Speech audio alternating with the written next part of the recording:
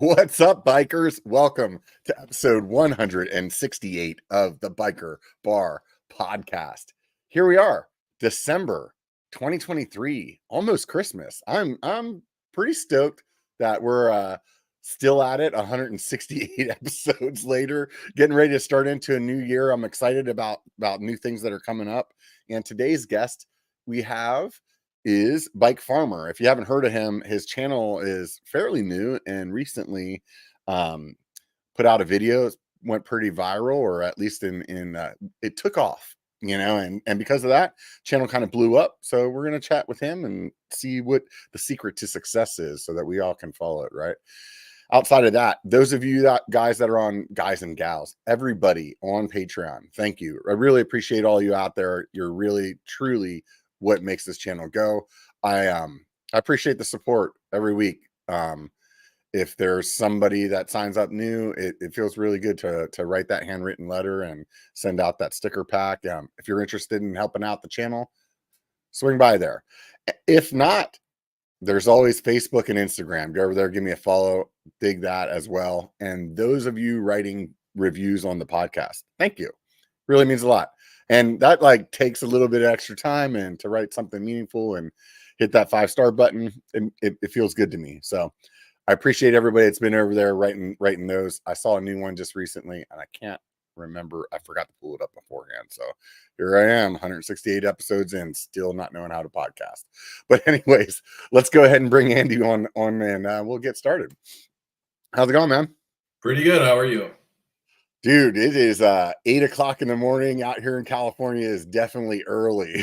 But yeah, I got my coffee. Good thing. I messed up a couple of years ago. I think it might have even been last year. I bought my wife an espresso machine. And before I bought her the espresso machine, I really could give a shit about coffee. It was like I could go to Starbucks, or I could go to the gas station and drink the powdered one. And I'd be like, this is good. They're both good. Yeah. And the espresso machine backfired on me because now I'm a coffee snob. I'll go to Starbucks. I'm like, I don't know if they really made this right. I'd rather drink it at home. Nice. So here I am. How about you? You a coffee guy? Yeah, definitely. But I just do drip, and I make it the night before, so it's ready to go in the morning.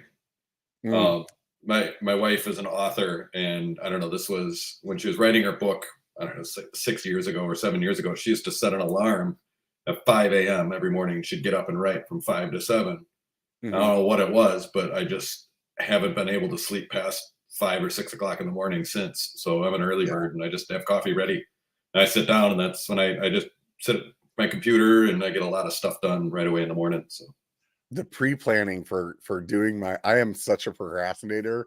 There's no way I can make coffee for tomorrow ahead of time. Yeah, no, it's just the before bed routine. Grind it, let her rip, and this program just hit the 2 buttons. And what's your wife's book about? Well, it's set here in the Midwest, in Wisconsin, small town Wisconsin life. It was her first novel. It's her debut novel.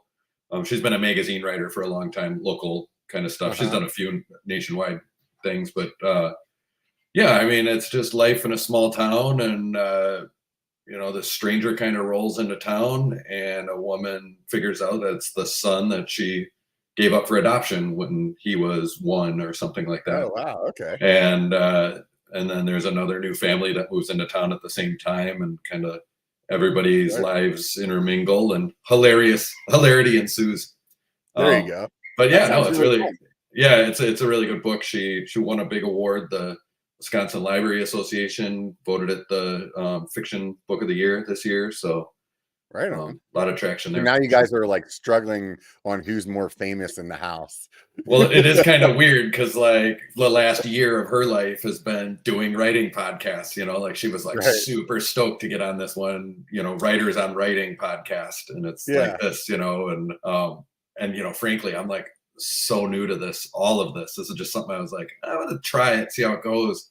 And now I'm like, wait a second, what? I mean, honestly, I mean, I'm super happy for you that you had the success that you had. And I think that it's kind of like a double-edged sword, because on one hand, if you kind of slow build, you learn a lot of stuff along the way, Yeah. and you're kind of like you're getting to know the community, and you're getting to know like the ins and outs. And then on the other hand, like what happened to you, where it's like, boom, here it is. Then Yeah. you're like kind of having to fast track through a bunch of stuff, I'm sure.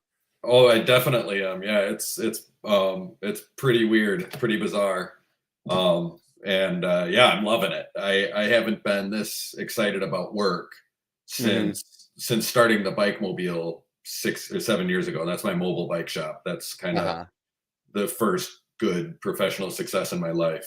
And that was the same sort of deal where I just like had this really good idea, implemented it very quickly, and then just hit the ground running and haven't looked back. So hopefully this stuff, given the state of the bike industry today and the Yeah. fact that everything has slowed down so much, I'm really grateful to have found this opportunity here too. So Yeah, I know when I first started YouTube, it was all I could think about and all I could like talk about. I remember somebody could come up to me and be like, "So, have you read the Bible lately?" And I'd have a way to make that a YouTube conversation. yeah, I'd be like, "Well, if he was on YouTube, like I could tell everybody around me was like, if this guy doesn't shut the fuck up about YouTube, I'm over it." yeah, I know that's super funny. I've been watching a lot of YouTube videos about being a YouTuber or whatever, content creator videos, and I think it's Ali Abdal. I think is you've probably heard of that guy, or maybe not. Uh-huh. Um, but he's like, nobody cares you're a YouTuber. None of your family, none of your friends, nobody's gonna understand it. Nobody cares, Right. And that's the thing. Is like it's all I'm thinking about, and I just want to like go find Yeah. good content or story ideas or talk about story ideas with people, and they're like, or video ideas. Uh-huh. Nobody cares. Nobody cares. Yeah. Yeah, it's even tough. I can say when because I do this podcast, and then I have more of a POV kind of vlog style channel as well. And I even lost some like writing friends over it, because Mhm. they were just like, I don't want to deal with you like filming. Like Yeah. I don't like it at all.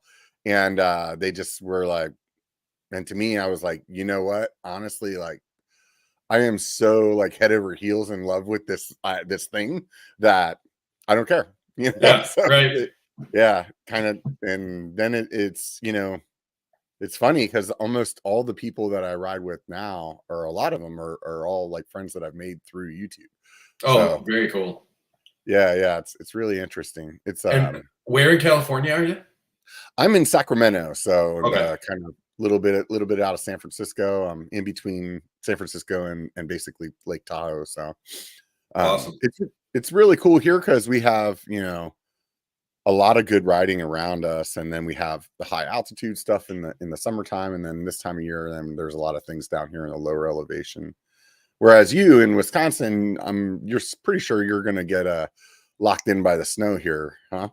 Yeah, I just set up my indoor bike day before yesterday. Of course, Hmm. tried to turn it into a video. I think it sucks. I'm gonna have to like redo it or something. I don't know. Uh-huh. But yeah, I usually in January, February, and the early part of March, it's really rare to get out. I kind of have a 40-degree rule.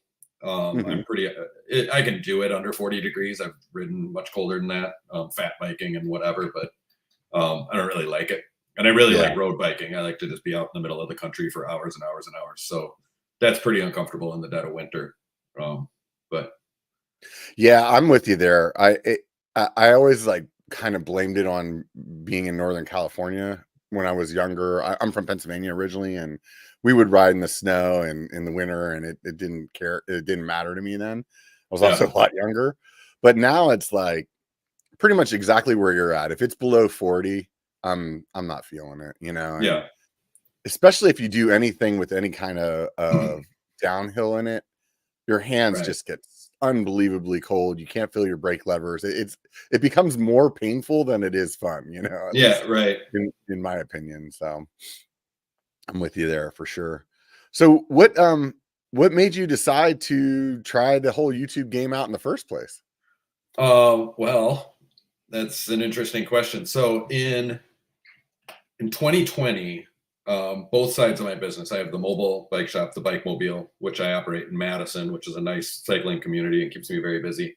And then I have my hometown bike shop, which is just this little thing. But with COVID, both just went crazy. And I had an employee that was here at the bike shop. I live upstairs. It's like literally right Uh-huh. beneath me.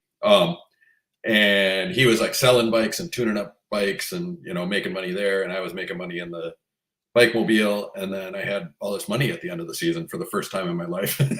And I was like, oh shit, I can't go anywhere over the winter. Can't travel, can't do anything. What am I going to do? And so I bought a couple of old cars. I'm like, I'm going to learn how to fix cars. And I bought a little lift. And yeah, so I bought a diesel Mercedes, like a 78 diesel Mercedes. I converted it to run on vegetable oil, which is kind of a fun project.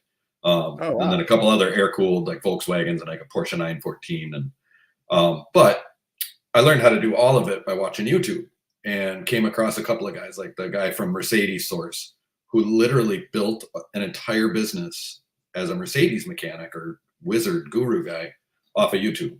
And I was like, that's really interesting. I didn't know that you could do such a thing. Like it just didn't even occur to me. It's kind of like the bike mobile, a mobile bike shop never even occurred to me. I didn't even know it was a thing until I thought of it myself. And then I looked into it. I'm like, oh, you're like, I had this great idea, and then you're like, they're everywhere. Yeah. Well, and they're not. I mean, they are, but they're not. Yeah. I mean, maybe out there. Generally speaking, like throughout the US, they're everywhere. Yeah. I mean, they kind of are now. But anyway, so that's what got me interested in YouTube, basically, is the cars, and then started thinking about that. And then I quickly learned that I don't like working on cars, that they're big and clunky and a pain in the ass and expensive and stupid. And so I got rid of all those, but then I got into watching acoustic guitars. There's one of them right there. Actually, that one is part of the story. And I was watching luthiers, and it was just watch me work channels. So I was watching these guys repair and build wooden instruments and was just captivated by it. I spent that whole winter just like watching YouTube. Wondering, and then I bought and sold a couple of old guitars, including this one, which has this very fancy bridge on it, and it was broken. And so one of the guys, Jerry Rosa String Works is his channel. This guy in Missouri, real folky dude, like like in the middle of nowhere, Missouri, in the Ozarks. And I don't know, he would just talk the whole time. And you'd watch him work, and I was fascinated by it because he'd make progress, and he'd, all the times when he would sand, he'd just fast forward through those parts, or kind of, oh, this is a real pickle, I need to step away from it, and it would pause and then come right back, and he'd say things like, well, it's 2 days for me, but 1 split second for you, but this is what I figured out. And you're like, oh, and he would like take you along in the problem solving, and I was like, man, this happens to me all the time fixing bikes. Like the last video I dropped, which is actually doing pretty well, I really struggled with the square taper bottom bracket length. And I'm like, does anybody actually know how to measure for this? Or is it just trial and error? I've always done trial and error, and it's maddening every single time. And I've only gotten one, it wasn't even a comment. No commenter has figured it out yet. But I did have a friend of a friend kind of connection in Madison who's like, hey, that guy Evan over at Budget Bikes, where I got my start, he's like, Evan knows how to do it, and this is how he does it. So I kind of learned. But anyway, it's interesting, man. The crowdsourcing of information that you can get from having a channel. Yeah, I say in a lot of my videos, let me know in the comments, and then I'm like, oh god, I hate these comments. Be careful what you ask for. But anyway, I took this guitar to Jerry. I was on a road trip. I go down to Austin every year and ride a brevet, long distance Randonneuring event. And on the way, I dropped it off at Jerry's workshop and then picked it up. And so I got to meet the guy. It's my first, and it was like meeting a YouTuber. I was like all starstruck. But I asked him, I'm like, how much do you make on this channel? And how many subs do you have? And like your views and so on and so forth. And I'm like, I'm a bicycle mechanic. If I bought a camera and started doing this, you think it'd be successful? He's like, absolutely. He's like, I don't know why you wouldn't do it. Because I had the same setup. He works or he lives at his shop and has all this, and he does all this other farm stuff and whatever. And and I'd already had the BikeFarmer account, Instagram account. So Yeah. I think that like build, because you're talking about like a longer format and not Mhm. really like not a produced story. It's kind of just like follow me along on this like maintenance journey. I think that those have this like what's the word I'm looking for? It's like it's just calming just to watch somebody do something, Yeah, and it's like, and it doesn't have to be like super duper intriguing or something that you're like totally into. yeah, But you can just be like, you can get caught up in like in that. I know there's a channel that does like they like reshoe horses. And I've had so many people tell me like, dude, I don't know why, but I watch that stupid channel and this guy's just putting horseshoes on horses. And it's like, yeah, if you were to pitch that idea to like a room full of people, like, hey, I got this business, I'm gonna just do videos about putting horseshoes on, people would be like, you're high, dude. And that yeah, channel's huge.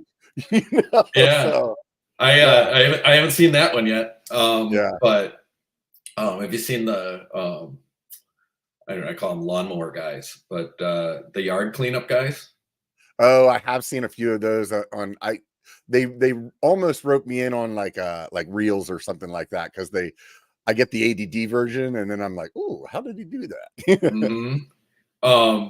So they do 45-minute videos, and what they do, I mean, these are they just have landscaping businesses, right? They're just Hmm. small, solopreneur landscapers, and they go find the worst abandoned property in these neighborhoods and talk to the neighbors, and does anybody live there, blah blah blah, and they kind of figure out the story, and then they offer to do it for free.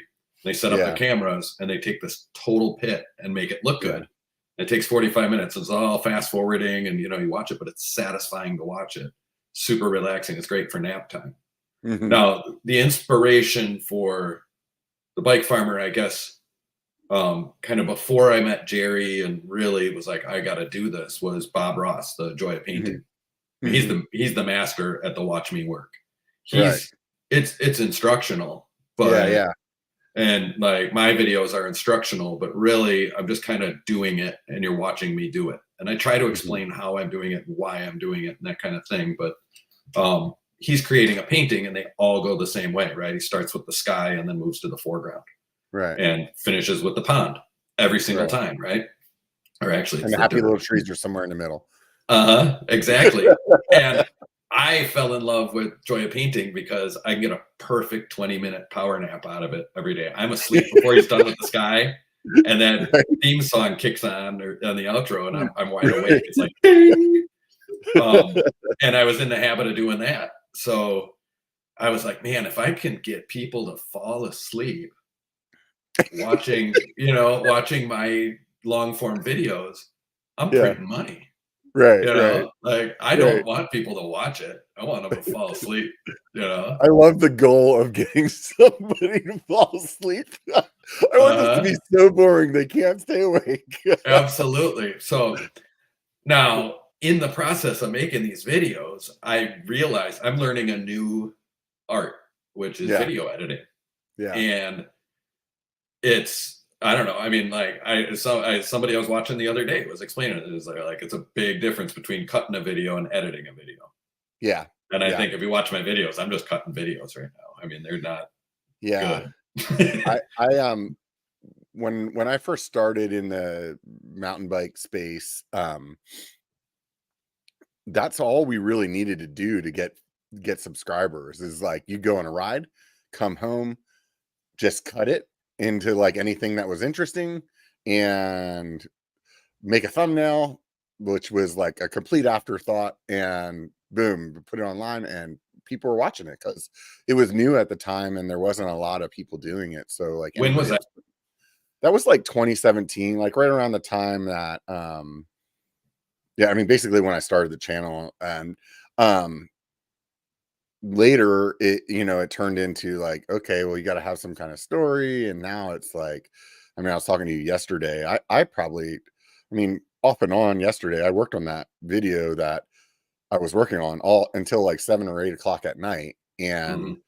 it was already 4 minutes done when I started, and it wrapped up at like, I don't know, like 11 or something, 11 minutes, so it Wow. is Yeah. like, just that long to, pick music to, oh, I don't like that transition. Or it's like, oh, I want to have this little, like at one point I was talking on the video and I'm like thinking that I'm at the top of the hill and I'm saying that, hey, I'm at the top of the hill and I wanted to make this graphic that like came out like a newsreel and it was like fake news, like, and it's like just little stuff like that. And it's, you find yourself, okay, well, that took me another, 20 minutes to make that graphic. And then, just like weird stuff. And next thing you know, it's definitely a lot more involved than it was back then. But I think that I think it really depends though, because I also like on one hand, I think us creators tend to get ourselves in a space where we actually start doing things, in my opinion, for other creators and not actually for the people that watch the videos. Oh, Because, interesting. and this is just a theory of mine, but I feel like there's still channels out there that are just cutting stuff together like I did originally, and they're getting followers. You Right. know what I mean? But so that tells you that there's still people who are going to follow that stuff, whether it's a local trail or, whatever it is, right? But I think as you get, and maybe it's just human nature, like you just want to get better at what you're doing. So you go Yeah. down this rabbit hole, or that's how you keep people coming, is getting better or something. But um I don't know. Sometimes I know like I'm like tripping off of lighting or something like that. And it's like, dude, when I did this same podcast with a crappy microphone and no cool lights in my background, there were still people listening. You know what I mean? So, Right. Yeah. well, Um, yeah, yeah, like this is, I mean, this looks pretty good, my end, I'm saying, yeah, yeah, but this is just where I work. This is my living room. I didn't yeah. stage any of this or I don't think about it. I haven't done Right. like a Zoom meeting or anything in years. Hmm. It's just like not, part of my life. So all this stuff is like new to me. Yeah, Um, yeah. yeah. And then, so I mean, I started the BikeFarmer YouTube channel. This would have been in the spring of 2021, Okay. and but it would have been February. And bike season for me starts in middle of March, end of March, and I get really busy. March, April, May are super busy for me, and I found that it's really hard to make videos and have the bike businesses at the same time. It's just Hmm. the bandwidth, whatever. Yeah. Um, but I had a good start to it. And so it got backburnered for a year. I didn't, or maybe 9 months, I didn't make a video. And then I found a friend who was willing to do some editing for me. So I would just grab footage. So my first 20 videos or so are just Hmm. like super long, not edited at all, hardly just cut together to put something out there. No music, no Hmm. nothing. They're terrible, but it was enough where I got a few hundred, subscribers. And then Right. I was like, okay, well, I guess I only need 1,400 watch hours. And I got the watch hours quick because my videos are Yeah. so long. Yeah. Yeah. Um, and eventually I found a really great Facebook group called Home Bicycle Mechanics. Now, I said they're really great. I don't know. I mean, I think most cyclists, now I'm going to, like cyclists or mountain bikers or, Hmm. like they wouldn't like this Facebook group, but these are my people. Like these are my Yeah. viewers. This is who I Yeah. want. And so I put just a question out there, like, "Hey," or I know what I did. I put a thing. I was like, "Has anybody seen this guy who's the Bob Ross of bicycles on YouTube? Hmm. It's amazing." And it was clearly me, right? But half of the people Right. didn't get it, and they went over to YouTube to check it out, and they started subscribing, and that's how Yeah. I got my 1,000 subscribers. And Yeah. as soon as I got my 1,000 subs, I had the idea kicking in the background of like, why are bicycle mechanics such assholes? Right. And so that's when I started that video. And I knew that that video would bust shit wide open or at least break me into the bike shop guy world, Hmm. right? Which is my other world. Hmm. So, Yeah. So like with that, beforehand, you weren't really doing a scripted type of video. What yeah. was the reason that you figured that you should go from your try to put people to sleep to try to keep people engaged, you know? So just, I think it was Ali Abdal watching Mhm. this guy who's had tremendous success, but maybe a few of these other channels I don't even know, it's just like, how do you grow a YouTube channel fast? And they were like, oh, okay, you need to do these things, a really good thumbnail, really good title, first 5 seconds, personal story in the beginning, it's really hooky stuff. They're like, just hook things. And then with my wife being a writer, I understand story and how you just have to keep hooking. Mhm. And somebody said the easiest way to do it is with a top 10 list, because everybody wants to know what number one is. They're going to stick around for Yeah. it. Yeah. So I was like, okay, top 10 reasons why bicycle mechanics are assholes. Because I was just going to like kind of, it is a lot of me just whining and complaining about customers. Yeah. But like, there's a lot more to it.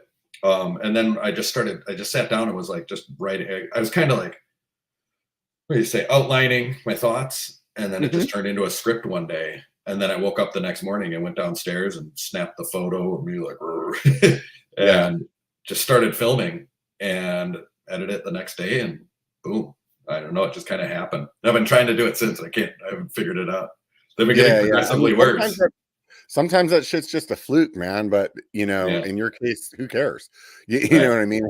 Like, obviously, I've seen like on your channel, there's a couple of videos that are very similar thumbnails and kind of same premises. And all of them have done well, maybe not as well as that one in particular, but they've done well. So obviously there's something along the lines of the way you're staging that thumbnail or the title, because those two things at the end of the day, that's your pickup line, right? You have like this like 2 seconds, 3 seconds to get somebody interested enough by the picture that they're going to read the title, and then the title enough that they're actually going to click on the or maybe they even pass reading the title.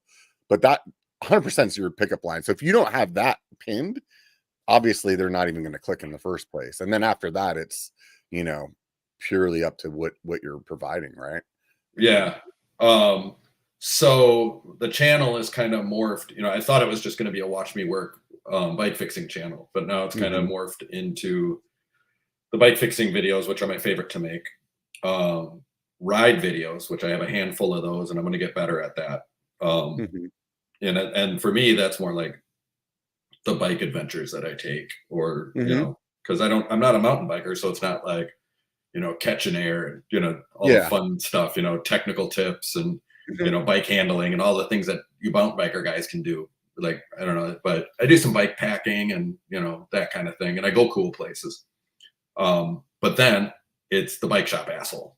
I've got this persona now, which really honestly fits right into my wheelhouse, because the two things I'm best at is fixing bikes and being an asshole. So why not? Right. Like, seriously, it's super funny that I can like make money telling people what I actually think. That's the other thing, is like, I'm saying the stuff that we talk about in bike shops, or that everybody knows. Well, we all know, but nobody says it out loud. And it becomes philosophical, really. I'm really reconsidering a lot of things, and like the whole relationship between retailer and consumer, and where I want, my role. Like, I'm learning, I'm like, I'm not really cut out for the retail customer service thing at all. Like, that's just not my jam. I love fixing people's bikes for them. I really love, really my passion is finding somebody with a bike that they're not riding because it doesn't work for whatever reason, and making it great and comfortable and getting them back on their bike. And it's regular people with bikes. That's my whole jam. Like, it's kind of always been my thing, is these like bikes that nobody cares about, but for whatever reason, I love these machines, and I just got to make them work again. So that authenticity really shines through. And honestly, like, being able to tell cyclists and customers and all these people that normally bike culture and the bike industry like praises and wants to feel really comfortable, I can just be like, you guys are all insane to me. I don't get it. I don't understand why you do this. And then I get called out for the hypocrisy, because my bicycles are extraordinarily fancy and way over the top. But I just think that cyclists have cycling stores. Yeah. And I don't need to, the world doesn't need another cycling story. So I come at it as a mechanic first. I mean, I said for decades, I like fixing them more than I like riding them. And I liked working at the bike shop. I liked the misfits that work at bike shops. I like being in the back room where things are nasty and dirty and fun. And, you know, that was my scene. I didn't like to be up front selling the gear and talking about the tech and whatever. I was always the kind of a background dirtball. So I have this different perspective, which I think bike YouTube is lacking. You know, so I'm a fresh voice, which I think is also it makes the sense. channel's doing pretty well. Reading your comments, I mean, there's definitely a lot of industry people on there that are like, dude, I love that you're like calling it as it is, or like, so you've definitely found like your audience, you know what I mean? Yeah. And I think at this point it's like, okay, well, how do you keep them? And then like, how do you get people maybe outside of that? You know what I mean? And so it sounds like you got some good ideas. And so you're going to plan to keep doing some of the long format as one part of the channel, and then your bike adventures. I think there's really good stories in that. I don't think that you have to maybe be a biker in the sense of like what you were talking about. Like, because my videos, I'm not some like Remy Metallier, like fancy, like amazing rider. I'm not talking about skills. I'm just telling the story of like whatever happened on that trail, you know? And sometimes it's just like a guide, and sometimes it's a better story of something else. But for the most part, I mean, that's all it really comes down to, is just tell a good story, right? Absolutely. Yeah. And that's, I want to get good at that craft. I think there's a real craft to it. I don't know if we can, so I think right there, somewhere there is a drone. He's pointing under his Christmas tree for those of you guys that are. So yeah, no, those are super fun. Hopefully hopefully that's under there, because yeah, I got one of those. Like, I don't know what I can't remember what I asked for. You know, the one that'll follow me around, or I can put it up in front like of the me. Skydio one or the DJI? Well, it's like a DJI, but it's a new one. Actually, Old Shovel just did a video, and like they sponsored it. And I can't remember what it's called now. Anyways, yeah, I'm interested. That's, you know, I'm assuming that you had zero like photography and editing experience before you started. Is that accurate? Yeah. I mean, nothing professional. Like, I've never take a class even, but I understand the rule of thirds and I get it, you know? Yeah. For me, I had zero experience other than like taking cool pictures with my iPhone. So like, and I didn't necessarily even know the rule of thirds. I just knew that like, if I put somebody on the side like this, it looks cool. And, you know, like just on feel alone. And there's a lot to learn. And especially when you're also like just cameras on their own, there's a lot to learn. But then it's like lay YouTube on top of it, and then it's like this, like it's like taking a double major, you know? It's like all of a sudden you're like, oh, I got to learn this stuff and that stuff. And no doubt, yeah. But my brain loves that. Yeah, you know, I love learning, and I like being challenged, and I love problem solving. So yeah, I think that's the thing that's appealing to me, is where it's all of those things. Like, I love learning. I love, you know, like I love telling stories. Like, I'm, you know, out of the group of friends, you know, I'm always like the person telling some kind of story about something that happened. And then on top of that, I'm a creative person as well. So that, like, I think those things all kind of like get into a pot together and turn into soup, you know? Yeah. But I was going to say about the drone, whenever I finally got one, it really changed a lot of things for me in storytelling wise, because before I had the drone, I never did voiceovers, and I would always do like, I would try to like capture everything I could when I was out filming my ride or whatever. And then I would make something out of that. And I had this like idea in my head where I wanted it to feel very natural, like everything that I was saying. And sometimes when I'd be editing, I'm like, man, I wish I would have said this, or I wish I would have said that. And I just kind of brushed it off. But once I got the drone, there's no audio on that, you know? So it's like, if you're using that shot, you have to like layer it with something. you know, and that's whenever it really changed, at least for me, it really changed my storytelling, because then I started doing voiceovers and I started like mixing them in, and it I don't know, I liked it a lot, and plus it's like super fun just to fly around. So Nice. Yeah, this one isn't like a joystick drone thing. It's a totally different animal where it's like a kind of AI, and it just knows where Mhm. you are and follows you around, which I think Oh, is right on. best suited for me. I don't, but again, I don't know this drone from the next, so I'm just Yeah, learning. It's where I'm starting.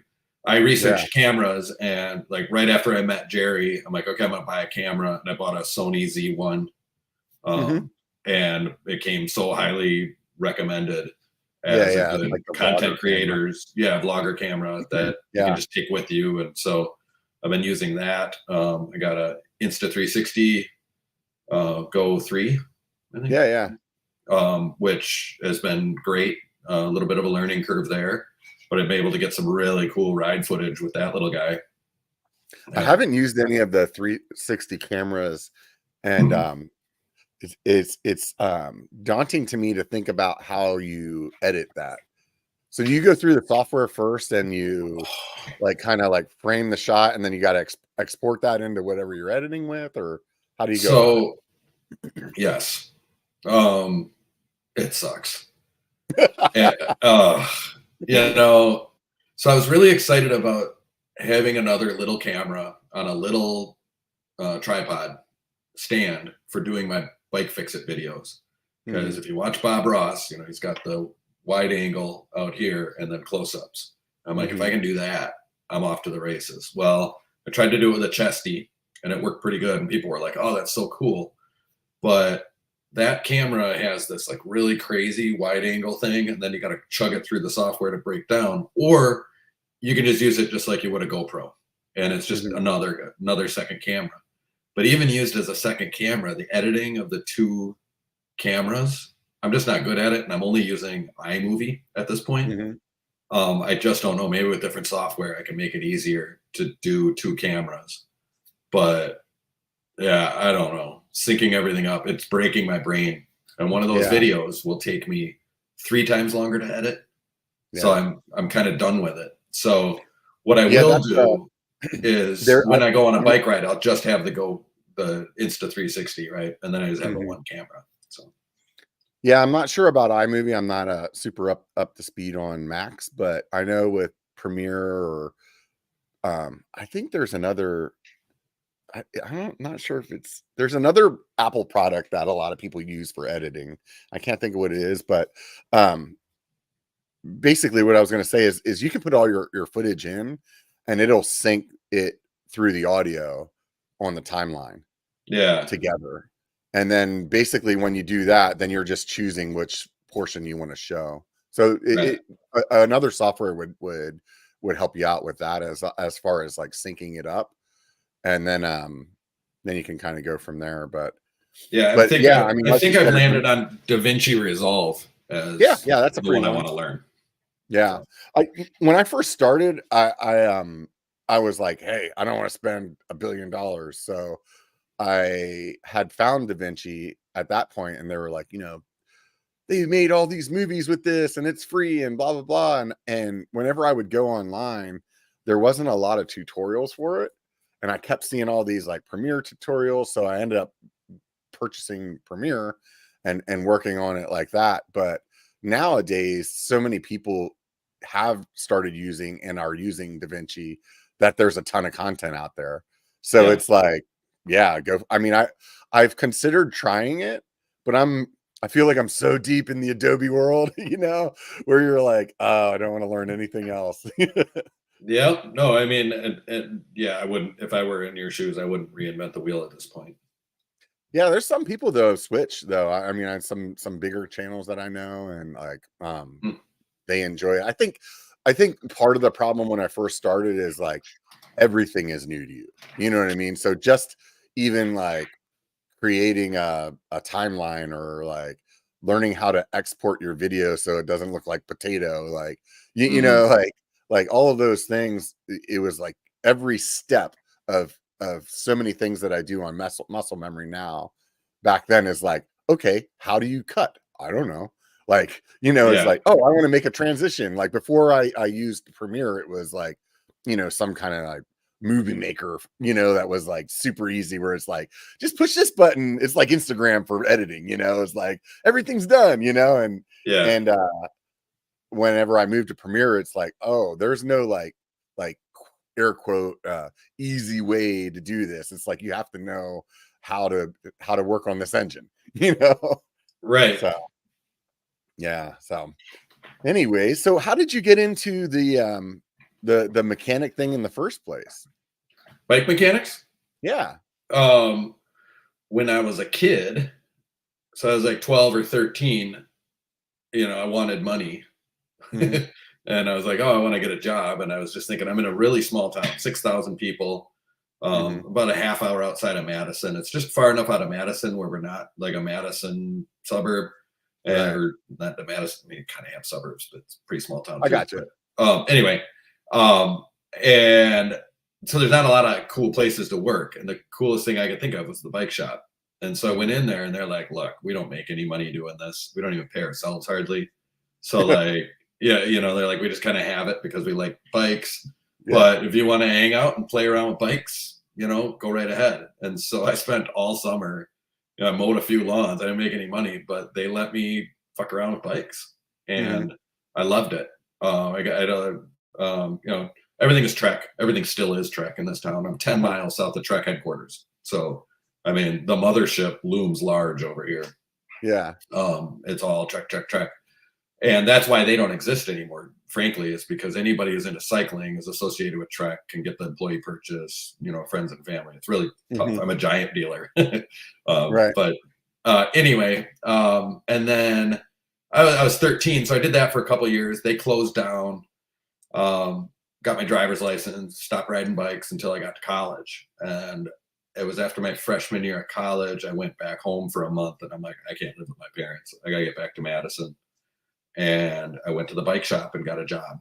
And I'm like, I know how to fix bikes. I didn't know shit. I could barely fix a tire. I hadn't touched a bike in 5 years, but they hired me and I have mechanical aptitude. So they stuck me in back. The bike shop did a lot of used bikes, trade-ins. And this was 1996. And he would give me the shittiest shit.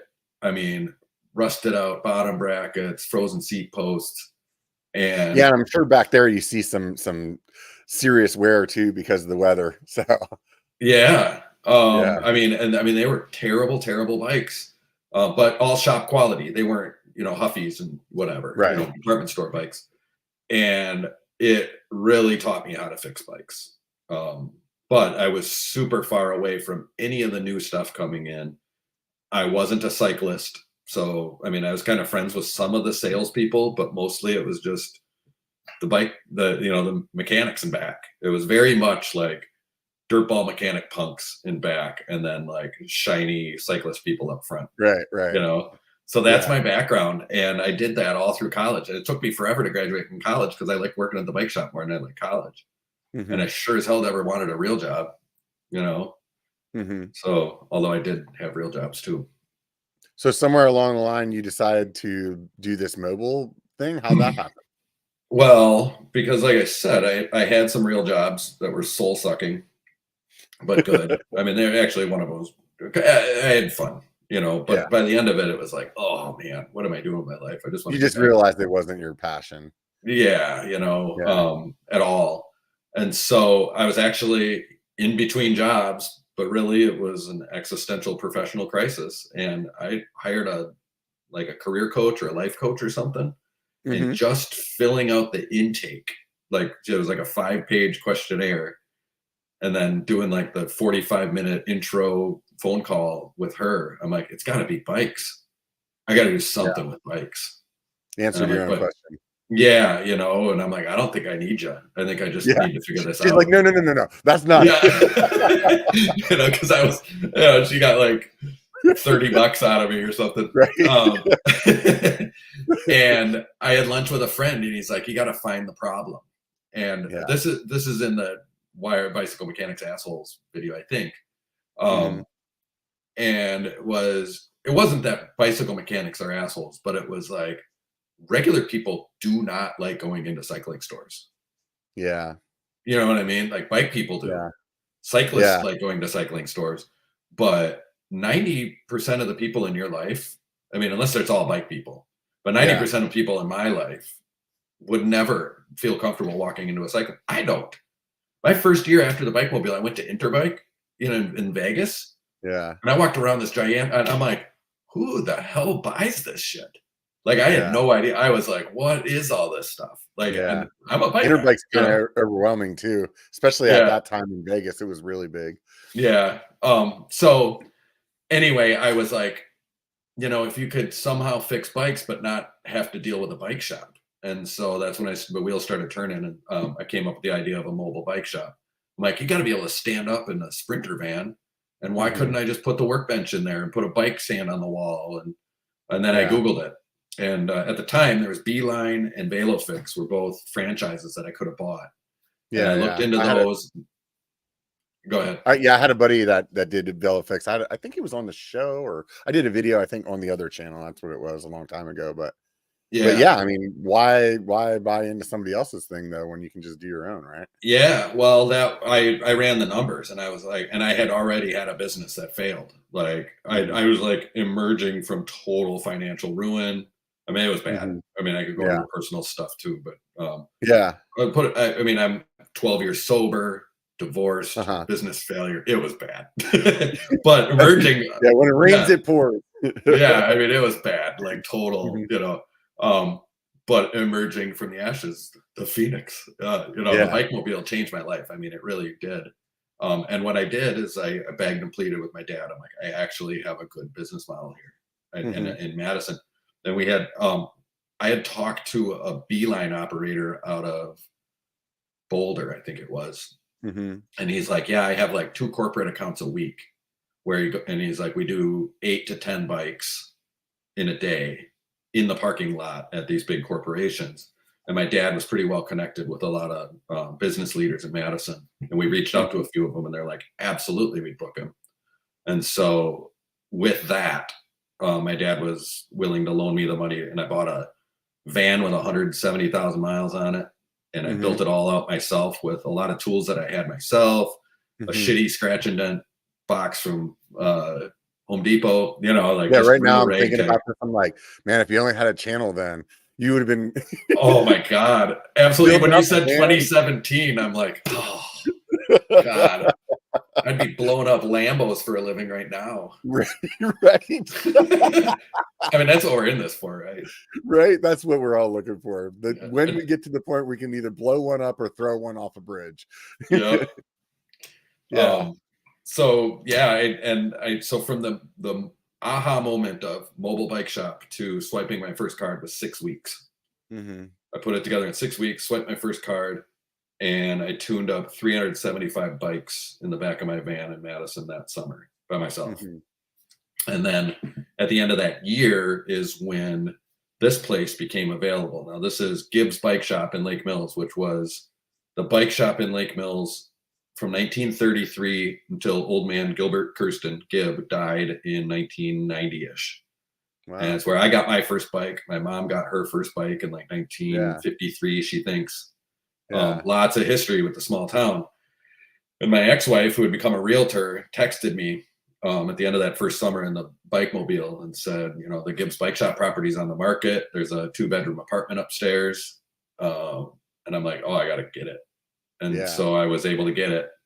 And then a few months later, I reopened Gibbs Bike Shop.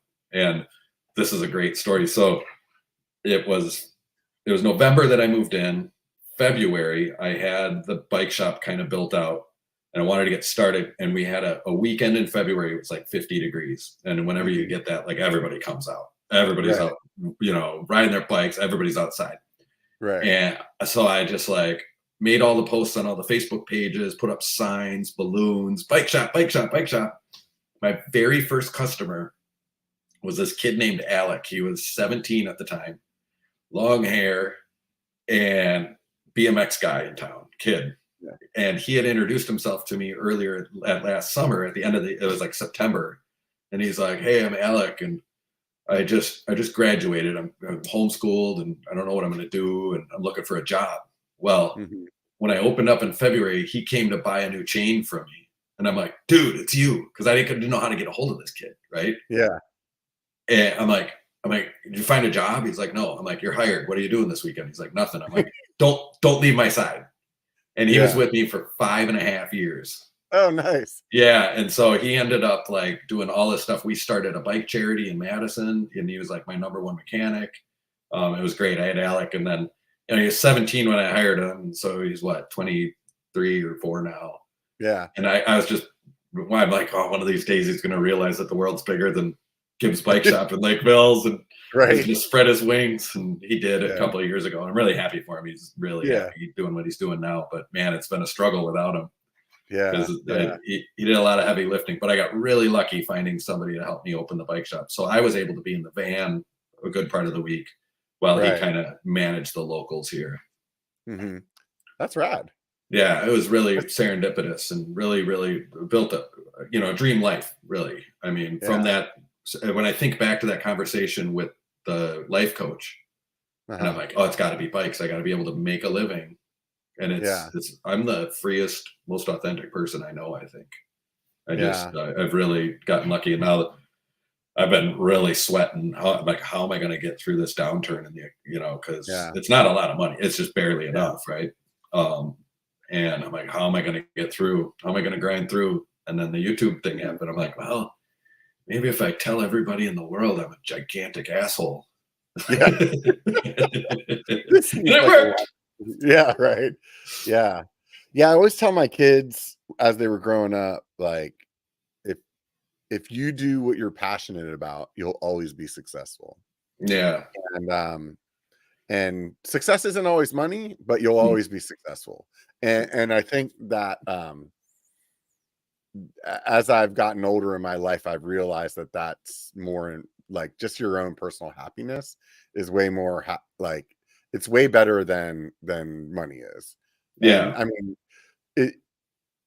I don't think I could convince like 20-year-old me that wanted to make more money. But I definitely know that as an adult that there was a point in my life where it was like, wait a minute, I actually don't give a fuck about this job and whatever money it's making. Like, I really give a fuck about what I do on the weekends. And I really give a fuck about what I do when I'm not at work. And that was like a cultural shift for me, or something, kind of like where you're talking about where everything was like, raining down on you. I had a moment like that in my life as well. And that was kind of where that clarity came from. And since then it's like, yeah, man, I feel like I'm much happier, but who knows, maybe. I just think that it's important to chase whatever you're passionate about. And I mean, right before my great collapse, I had a really great job on paper. I was making 6 figures and doing just fine and supporting my family, and didn't have to worry about money. And I was playing a lot of golf, got really good at it. But I was unhappy. I didn't really know it because from the outside looking in, I mean, I remember the banker when I was like, hey, I want to borrow all this money to buy this stupid business. That's a whole nother story we don't have to talk about. But and he was he's like looking at what I was making and what I was doing. He's like, why are you doing this? You know what I mean? And I'm like, well, because I want my own thing. That's why I want. I'm like, I'm passionate about what I'm passionate about. And I had to take the jumping off point. Now, it turned out to be a pretty terrible idea, but at least I got out of that old life. So yeah. I feel like there's always a reason, like in hindsight, like what you said right there. It's like, hey, it got you out of the other thing. And and as long as you have that perspective with your life, then it definitely makes like looking at shitty experiences feel a little better, Well, I wonder if like our brains have adapted to that, like otherwise we'd all just be thrown in the towel. You got to be able to get over stuff, for sure. But I mean, it took me 3 or 4 years, good years of solid misery to figure this out and make it go at. Like I said, I'm having a blast. I think when you said before, this thing that you love, the YouTube bike thing or whatever you want to call it, creator work lifestyle. Like, I think I've been bitten by the bug. I really do. It feels right. Like I kind of mentioned that I had started this bike charity in Madison called Free Bikes for Kids. Anybody can start one in their own town. If you just Google fb4k.org and check it out, you can do one where you live too. But anyway, one of our executive director summits, where all the executive directors from around the country we got it together up in Minneapolis. And part of our homework was to read this book, and part of that, it was to find your like 2 core values and really think about it. And I was like, authenticity and creativity are my 2 things. And so that's really kind of my mantra with this bike channel is try not to be somebody. Like the bike shop asshole thing is a persona, I'm like, I kind of turn into a different guy there. But those really are my opinions, I mean, some of them, it's an extreme version of them, and I'm trolling, it's clickbaity and all that. Like it's deliberate, but it's like, man, these are my life experiences. I mean, I've dealt with a lot of people in the bike shop world, and it's pretty ridiculous, or it can be. But that, and then the creative side of it, just coming up with the scripts, coming up with the ideas, scripting it, editing it, putting it out there, the problem solving, I like it all. Yeah, and like it's rewarding. I mean, seeing the subscriber numbers go up, it's rewarding seeing the view counts go up, or the likes or the comments, like all of those things is like it's a different level of like I mean, like dopamine, but it's like you don't get that kind of positive reassurance from any other job. You sure don't. Like and of course there's negative as well, but like you definitely don't get, like, no matter what I do in my job, I don't have like 80% of the building come up to me and be like, you know what, Rob, good job today, dude. Like, I know, it's like you know what, I'm gonna tell my friends and they're gonna come by and tell you too, like, so it's definitely not you definitely how could you not enjoy that? What I mean is really like what it comes down to. I was watching Casey Neistat the other day, and he was talking about like making sure that you try to recognize that and don't let that drive you. And I thought that like for somebody as big as him and his channel is like, it was really good, like insightful kind of like wisdom that he was kind of giving out there, the praise from strangers and like letting and just the not only that, like even just like he was saying, some YouTubers like they get into this like mode of how do I get more subscribers, how do I get more likes, how do I get things that are like statistically driven. And he's like, no, you need to make sure that you're staying true to just like making videos that you really enjoy making and that you're happy about. And I saw that same interview. Stuff. Yeah. It was really good. I agree. I think for me right now, I mean, where I land with it is I really am trying to do this to make a living. Trying to figure out a way that this can replace the bike mobile and the bike shop, where I don't have to depend on them. I'll probably still keep them. And, because really those corporate days in the bike mobile, that's just cash. I mean, it's so good. The money's so good. But I need my Saturdays back. I don't have Saturdays, every bike shop owner will tell you that, like, the Saturday thing is a big deal. And so I do kind of have to sell out. I do have to pay attention to the analytics, and I do have to figure out how to be successful at this so I can make money doing it. And I'm still new to that. I don't know all the different ways I'm going to make money, and who I'm going to meet and who's going to hear this podcast and be like, oh, I like that Andy guy, you got something. Yeah. And I mean, there's lots of avenues. I mean, there's, obviously, you could do something like Patreon or YouTube memberships. You could, have merchandise. I think you have a lot of good opportunity though, too, because like the mobile bike shop side is like bringing you videos, you know what I mean? So there's a lot of that. And, I don't know, like if you're wanting to like get into like the how-to space, but like all of the, like, for example, Sid and Mackie, I don't know if you're familiar with their channel, but I haven't seen that one yet. During COVID, so it's a couple, and they're both professional mountain bikers, but they're also YouTubers, right? And the husband is a really good mechanic, and he was like teaching his wife how to be a mechanic as well. Oh, And interesting. so they started a second channel. I think it was during COVID, because they just, like they weren't able to race and stuff, like, because they're professional racers. So Hmm. and basically the channel was just, it's called Sid Fixes Bikes, and it's her learning how to fix bikes, like, from her husband. And those how-to videos, they will skyrocket. Like, there's a lot of people out there trying to learn how to not to pay a bike shop, Yeah. and if you can do that in a well-produced manner, like, people eat it up. I So yeah, I think I know that, but I feel like it's been done, and I don't think I'm really. I don't think I'm a good teacher. Mhm. I've never felt like I'm really good at explaining things. Yeah, Um, and yeah, it just seems a little too structured for me. yeah, Um, yeah. There could be a spin on it, though. I mean, you yeah, could be the asshole guy doing it instead. It's like you get sure. so there's definitely, like, other ways to go about it. It's just I think what I was saying is, like, there's definitely there's a lot of room in that space, and that's definitely one of Mhm. those things that pulls people in. You know what I mean? So Right. um who knows? I mean, I think at the end of the day, it's like you'll build this community, and your diehards will watch anything that you make, and then Yep. it's just a matter of, like, how you get anybody, like, other people to come, Right. and 'cause you just want to keep, building the brand or whatever. But And I I think mean, that goes back to the Casey Neistat interview, where I Mhm, think I just have to be as good as possible at the content that I put out. And mhm, and I'm learning that. And I think I'm at 68 videos right now.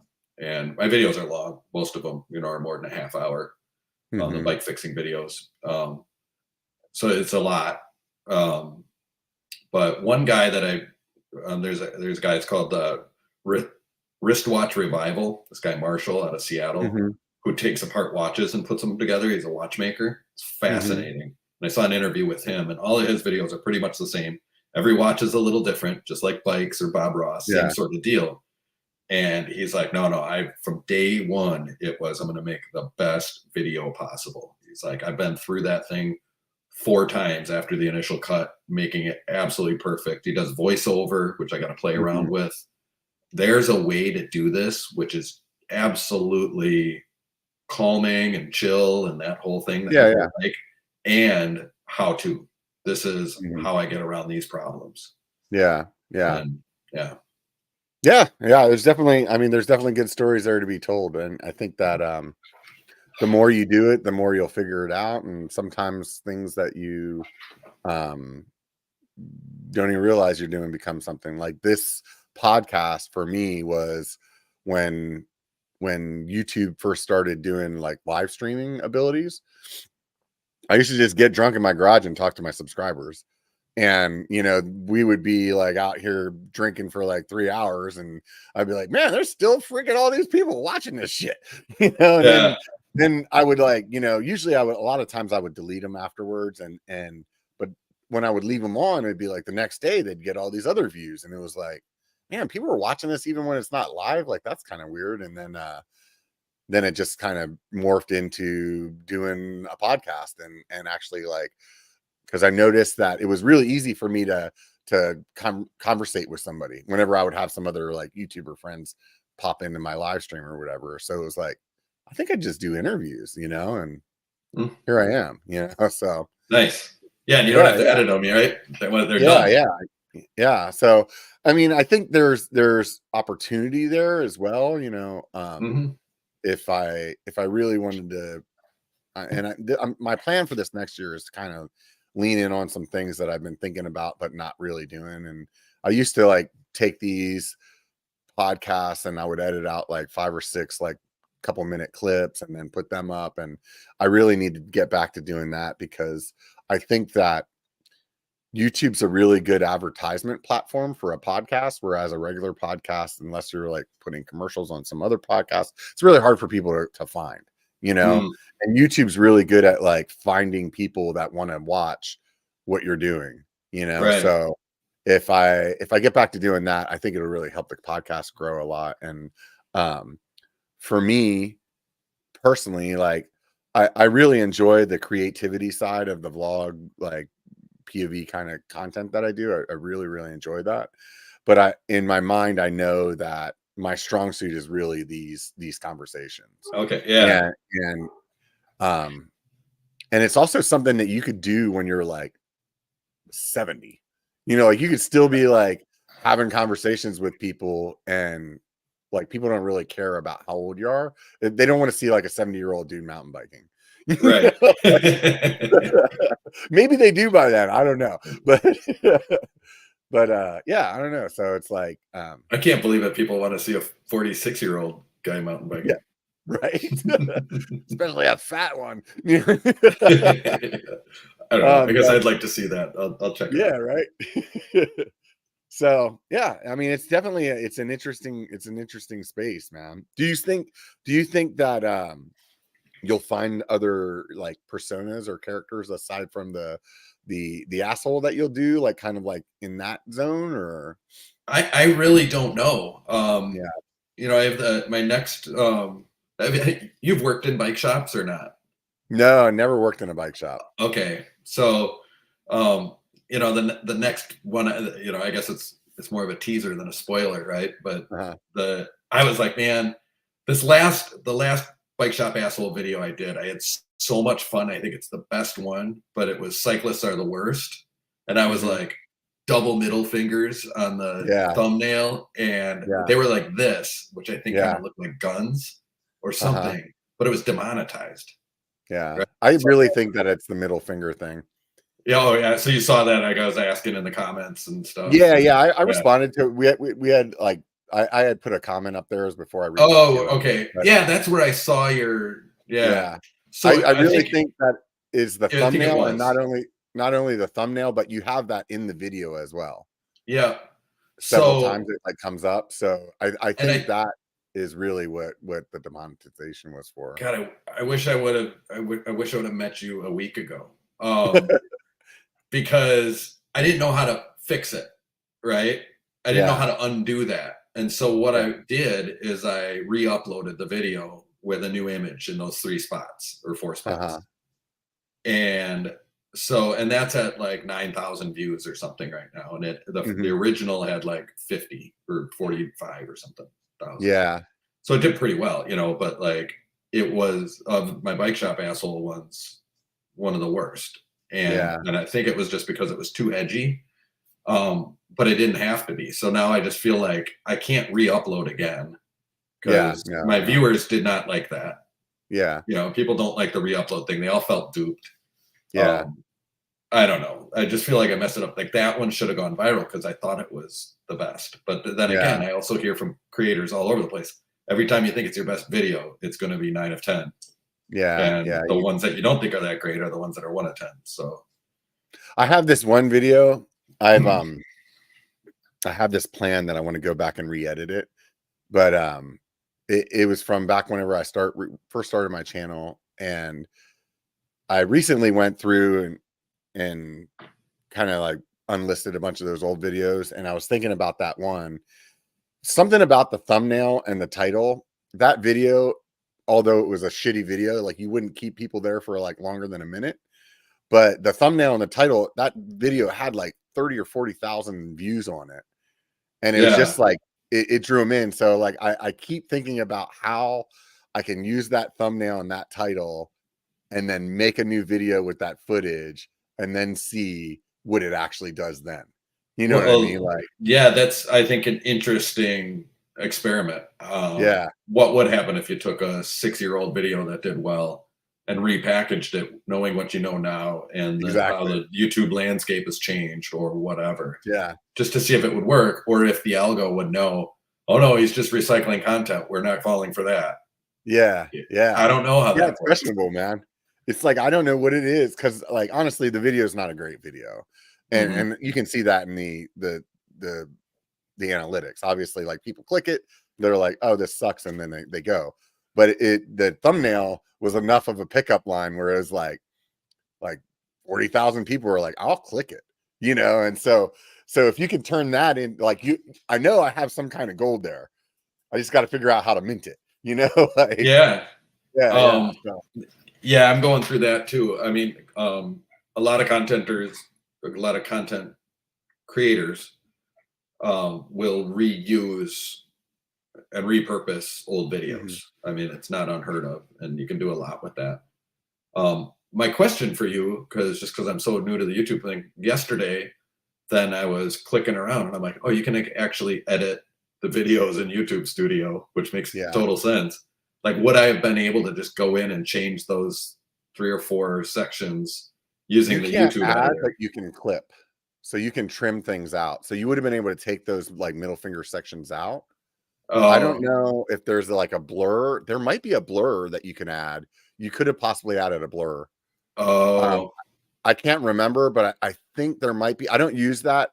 The only time I've used it is like recently I did a video for a new bike that I got, and I made an intro at the beginning of it that was like kind of funny and like teasing my audience that I was, for a long time I've been known as a Santa Cruz guy, and this new bike was not a Santa Cruz. So at the beginning of the video, I like had this like spinner board. It was like animated that like all the options said Santa Cruz except for one said like something else, and I spun the board, and then it's like goes around and it stops on Santa Cruz, and I'm like, hey, what do you know? And it's like slowly moving, and then it like clicks over to like something else, and I'm like, this thing's broken, and so it's like this little intro that then it like goes to show like, oh, actually I did get something else. And but when I made that video, I made it in a way that I knew after like the initial like 2 weeks of my subscribers clicking on the video that intro is not actually interesting to people that don't know me. So I made it in a way that the real video, I could go in and clip that whole intro out, and then it would start, and then from there I could change the thumbnail, and then it looks like something else. Right. So there's definitely the ability to do that. And I've seen some people also even talk about using that kind of functionality for like maybe some kind of sponsored content where they make an agreement where it's like, yeah, this ad will be in this video, but it'll only be in this video to this many views or this much time. And then they can go in and trim that ad out. And then it's like something like that. But yeah. I mean, obviously there's lots of tips and tricks and things that you learn along the way, and it's good to have some other creators that you can reach out to and share inspiration with or whatever. And I know for me, like that was it helps a lot, because there's, especially when you're starting, there's so much that it's like you may not necessarily get the answer that you're looking for just by like a search, but if you could ask somebody that that's been doing it, at least they can give you their experience. Yeah, totally. No, you're my go-to for now. I don't know if I like give great advice, but I can give advice. Yeah, I mean, I think most of my questions would be answerable at this point. Yeah. But no, I mean, we have a lot in common, I think, in many ways, as far as like the underlying reasons we're doing this and the passion behind it, that sort of deal.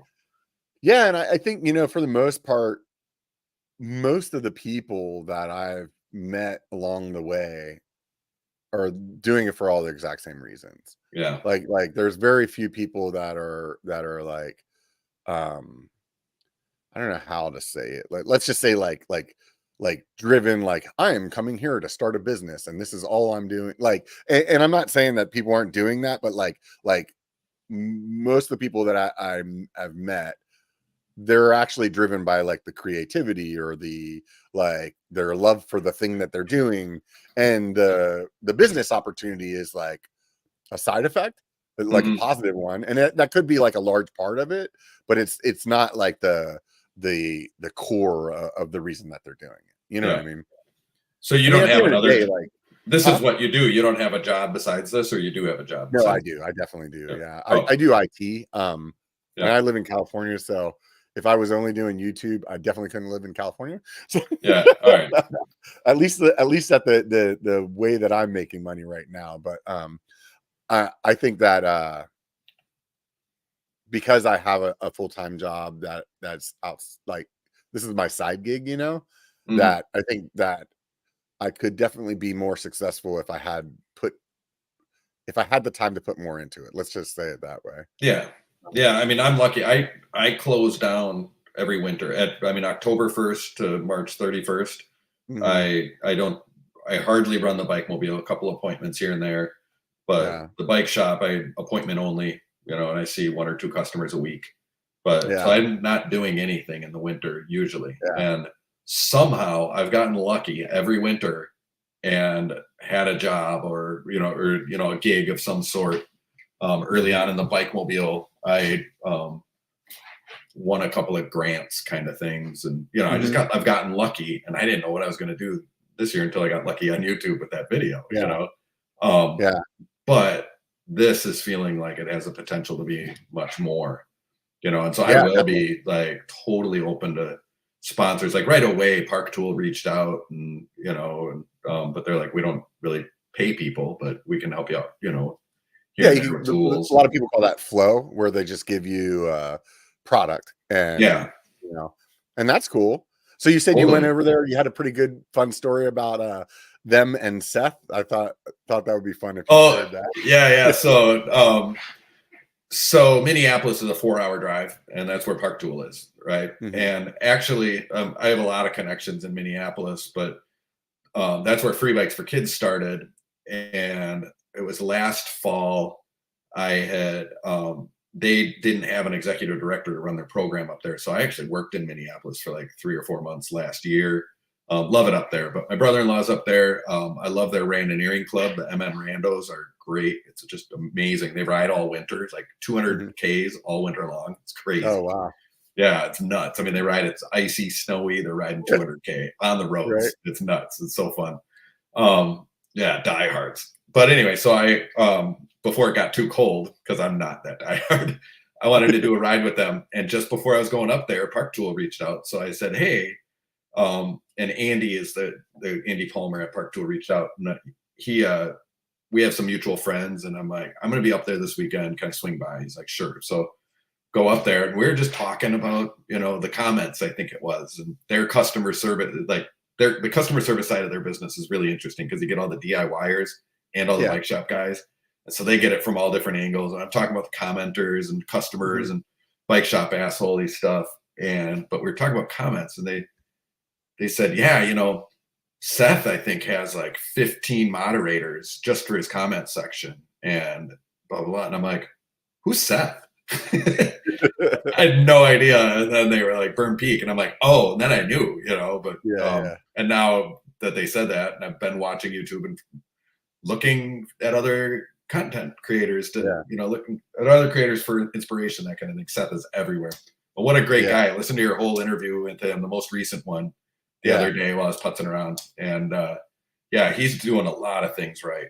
Yeah. I talk trash about cyclists in general. I've been saying it for years. Like, I try to avoid cyclists as much as I possibly can, which is Yeah. super funny as a bike shop owner, but that's my Right. ethos.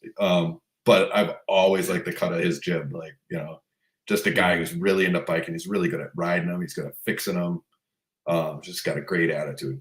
So Yeah, he's really good at telling a story. yeah. Like I've joked around in the past that, and this is before he started the second channel, but I used to always tell people I'd watch that dude like swap a toilet, like he'd be Uh-huh. like, yeah, that's a freaking interesting story. Like I never knew I wanted to switch my toilet. Like he's just really, really good at breaking things down and telling things that way. It's funny that you say that, because the BikeFarmer name. So that name came about. Thanks for asking, by the way. Yeah. Um, we had some friends that were from Chicago, and they bought a hobby farm in southern Hmm. Wisconsin. Beautiful place, and built it into, it's like agritourism, right? It's an Airbnb, but it's a petting zoo basically. Hmm. But really, really cool people. And I'm like, so you just kind of like bought this property and then started manicuring it and finding different ways to monetize it. Hmm. It's a hip campsite. It's an Airbnb. It's a they make food and sell it. All these different Yeah. revenue streams. I'm like, that's kind of what I'm doing with bikes, because I had the bike mobile and just moved into what I was calling the bike farm. And I'm like, it's like I'm bike farming. I've got the mobile Yeah. thing, I've got the used bikes, I'm a giant dealer. Mhm. I was doing all this stuff, and now I have the YouTube channel, right? It's all the Right. different ways that you monetize bikes without having to be a cycling store. That's always Yeah. been my thing. It's like I'm just not a retailer guy. Yeah. And I've always been really, I look at like Rivendell. I got a Rivendell hat on, and Mhm. I mean that's kind of my world. But Yeah. like Grant Peterson in his book, Just Ride, it's pretty extreme, right? But it's like Mhm. anti-racer, anti-cycling, cyclist Mhm. stuff. And that's always what I've identified with the most. And I've been able to Mhm. do that, but really on a totally different level here, because I just see a, you know, lower middle class that's completely alienated by cycling. Anything awesome in cycling is so expensive. Even Yeah. mountain biking is probably the worst of all of it. But Yeah, and um, it's definitely like over the last, even in the time that I've had the channel over the last 5 years, it's just really doubled down. I know I I got out of cycling for a while, kind of like you did, and got back into it. And when I got back into it in 2006,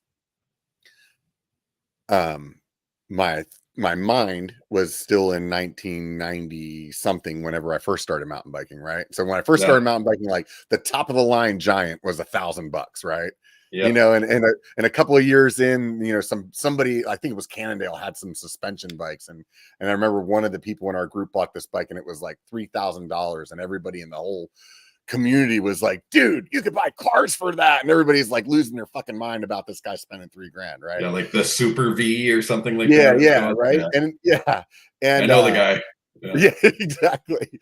And so in 2006, when I decided to get back into biking, I remember walking into the shop and thinking to myself, like, I'm gonna buy like a fucking badass bike. I'm gonna spend like $2,000, And I walked into the shop and I was like, hey, I want to get a mountain bike. And the dude's like, um, well, you want like a cross country bike or a downhill bike or like a trail bike? And I was like, looked at him like he was fucking high, and I was like, a mountain bike, and then Yeah. I and then still don't from know the there, difference between all those things you just said. yeah, No and clue. then from there it was, realizing that, the $2,000 that I thought I was going to spend was not going to do it. But back then, I mean, I remember telling people, like, at least you could go out and buy a pretty good bike for like $1,500. Hmm. And now that $1,500 mark seems to be between like 3 and 5K now, where Yeah. minus like all the crazy sales right now, but that really seems to be Mhm. like that, you get into the spot where you're like the way the frame is, and like it's going to have hydraulics, and it's going to be like designed in a way that you can upgrade it, whereas like if you get below that spot, then it's like, oh well, yeah, like these aren't boost wheels, or this isn't, like those wheels have some weird freaking driver on it that you can't change any cassette to, like shit like that. So Yeah. it's crazy that to think about a sport where as a kid it was like buy a BMX bike that costs, $150, has changed into like, if you want to do this, spend $3,000. That's a lot of money for somebody who's like trying to figure it out, you know? Yeah. And I really, I feel it around here. My customers at Gibbs don't have a lot of money, and Yeah, there's not a lot of people around here that do have a lot of money. And frankly, like the mountain biking we have is, like it's pretty four flat there. mile, yeah, I mean four Yeah, mile loops through the county park, yeah, and it's nothing spectacular. There's nothing epic around here yeah. at I all. would imagine the gravel scene and the road scene is probably way bigger there. Well, The we don't fat have biking. gravel roads here either. Yeah. We can talk about the road biking here in a minute, because it's amazing and nobody knows Yeah. about it, which is awesome. Um, but I have a lot of parents that come in and their kids want to be on the mountain bike team. We do have a mountain bike team at the high school, and Hmm. there's trails 10, 15 minutes from here where they ride. Hmm. And I'm like, well, how much do you want to spend? And they're like, it's $500. And I'm Yeah. like, yeah, you can't. And I have entry level mountain bikes. I'm like, it's not going to hold up real well. I'm like, but frankly, chances are this kid's only going to ride it for a year or two anyway. So it's good enough to at least experience mountain biking and toy around with the team. I'm like, but be careful. If they like it, you're talking $2,000 on a bike, and they're going to break, and it's expensive. And so it's just so exclusive. It's just, I don't know. I don't mean to dog on mountain biking. I know a lot of your viewers, I'm not much of a mountain biker, right? But yeah, I just wish that was a little more accessible. And I've also been saying for years, just because I love, I don't know, being antagonistic, edgy, but hashtag pave the trails. Because I'm like, the thing that I love being in the woods. I love adventure, and I love bicycles.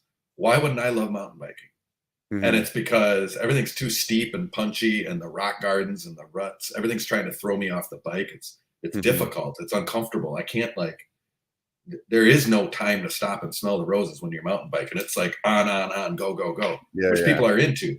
I'm not, right? I'm a road biker. I like just getting lost in the middle of nowhere.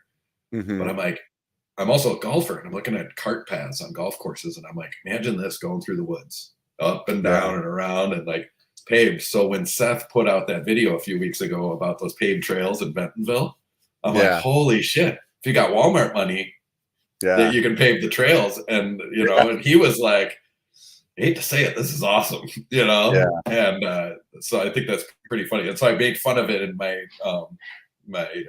Cyclists Are the Worst video, which I had to rename now. But anyway, I'm going to Bentonville in a couple of months. I'm going to head down there in February and go check it out for myself and see. Yeah, I want to get down there. I did. My wife really. Go ahead. Go ahead. I was just going to say, I had a weekend of mountain biking in Bend, Oregon, or Oregon, I guess they say, right? I say Oregon, they say Oregon, so it's probably Oregon. You can do either. Bend's super fun.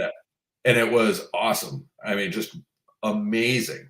And I always felt like, if I was out west and, it was the dominant landscape, I'd be a mountain biker. But here in Wisconsin specifically, in the western Wisconsin and bits of Minnesota and Iowa and Illinois, like kind of where everything converges, there's a region called the Driftless. I have a couple of videos about this, but it's where the glaciers stopped. So it's unglaciated landscape, and it's super hilly, and nobody knows about it, right?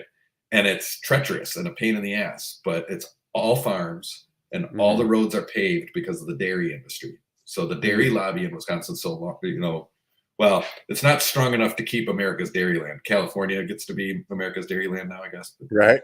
Anyway, all these roads are paved, and the only reason to be on them is if you live there. And it's all these 100-acre farms. Empty roads, perfect, hilly. It's the best road biking on earth, I think. But nobody would live here. Nobody would live there like pro cyclists or whatever, because it's the middle of nowhere. There's nothing. There's no major cities. There's nothing. But it's probably where I'm going to end up, when my kids are out of school and everything. I just would love to go buy some land out there, have a shop, and just hide out in the hills. And you would think, there are some really great trail systems along the Mississippi River. There is Vernon County, but there's a bike shop up there. What's the name of it? Anyway, I'd love to say it, but get it wrong. And they raised a ton of money and built some great trails. So we do have some great trail systems around. You just got to travel. It's a pain in the butt to get there, kind of thing. I don't know if you've seen the channel. There's a channel called Kyle and April MTB. And, no, I mean, I just didn't, looking back at your podcasts, that these. No, the reason I just wanted to mention, because you said that the paved thing. And so Kyle has done some podcasts on his channel as well. And he actually interviews one of the guys that Seth had in the video. That's like kind of the architect for them getting all the trails built and stuff like that. Oh, cool.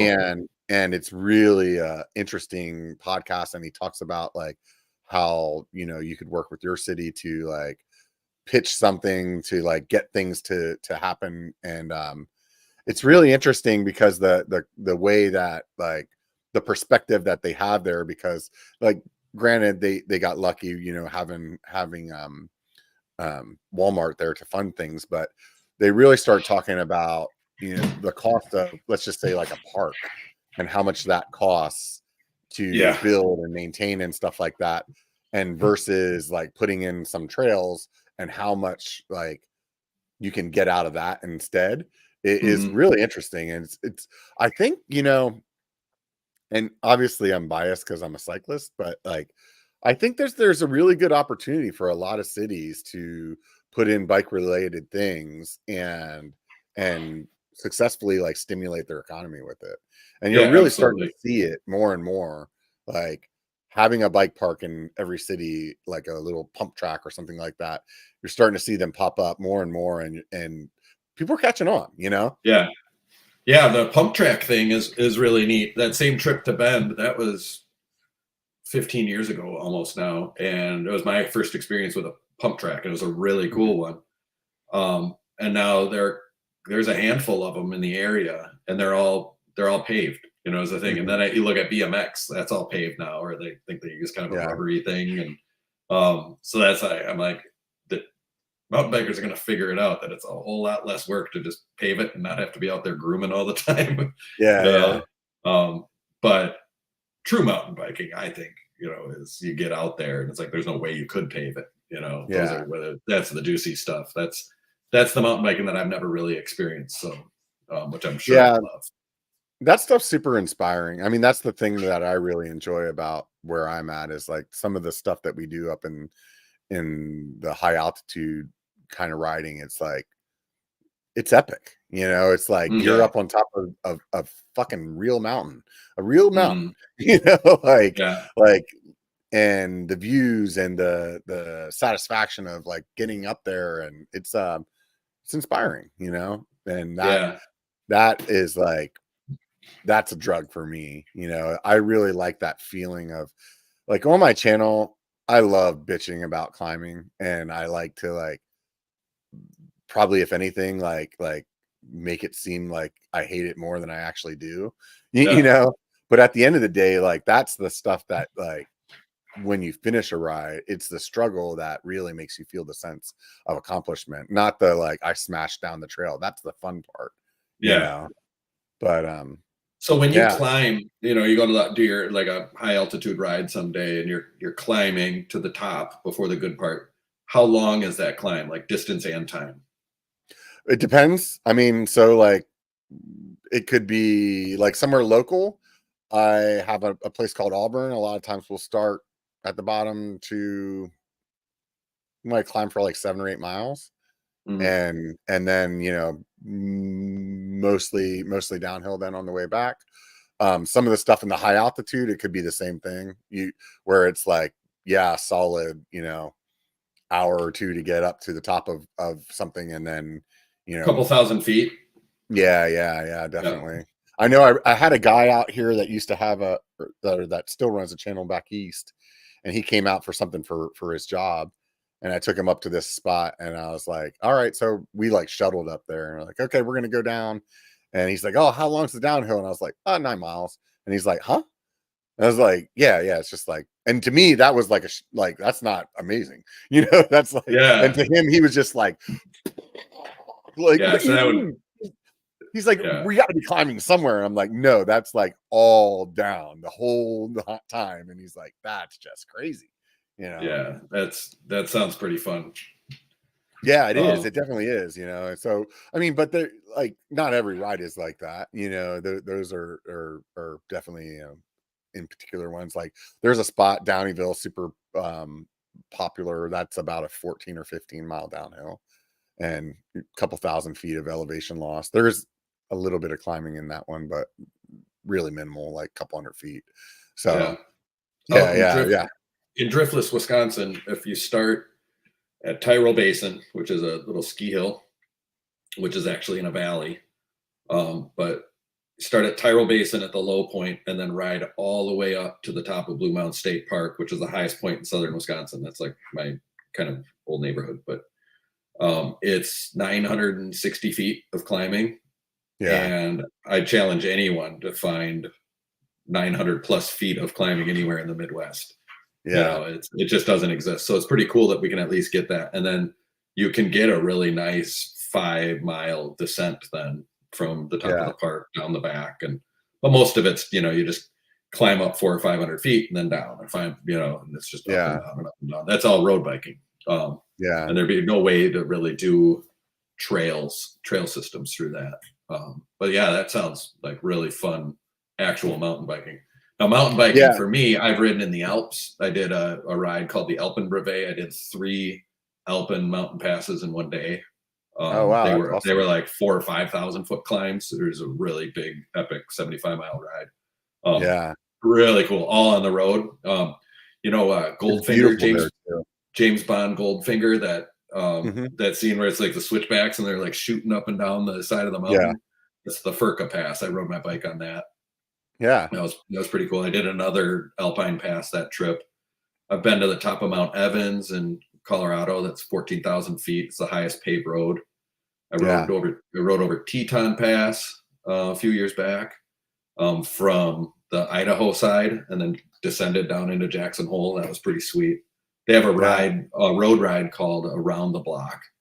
Uh-huh. That's epic. It's 100 miles, and just everybody should go do that one. I've always wanted to Yeah. do the one around Tahoe, but just this morning I was like, man, I need to go to Southern California. I got a bunch of friends down there that could visit and ride my bike. I should do that in January. And so I think in a couple weeks, I'm gonna. We have a friend that I think is in Palm Springs right now, so I'd have a home Mhm. base. I think I'm gonna ride through Joshua Tree Oh, that'd be in a cool. couple Yeah. of weeks, and so that'll be my next ride video. Yeah. And then I got back to making videos, I guess. I want to build an adventure bike, so I have a video where I rode out in the Black Hills of South Dakota this fall. Oh my God. Mhm. That's a place I could live too. It's Yeah. so cool out there. They have everything you want out there. Mhm. Really cool. And I was using a 1996 Rivendell All Rounder, which you would think Rivendell, it's like this heavy, burly steel thing, but it's made with Reynolds 753 tubing, really thin, lightweight, just kind of an Mhm. oddball bike. And it's really pretty flimsy for doing like adventure biking. So Mhm. I dabble a little bit in frame building. And so I bought some oversized steel tubes and lugs, and I'm going to rebuild that bike, like clone it with heavier duty. Yeah. And so I've That sounds gotten, like a really fun series.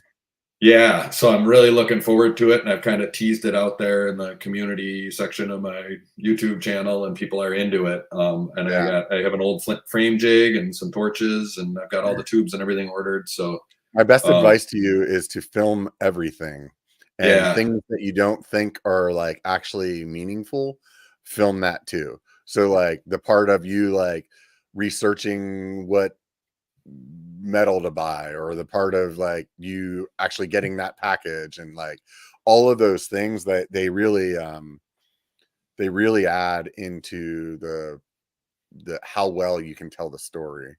yeah. Unfortunately, I'm pretty far into it already. Yeah.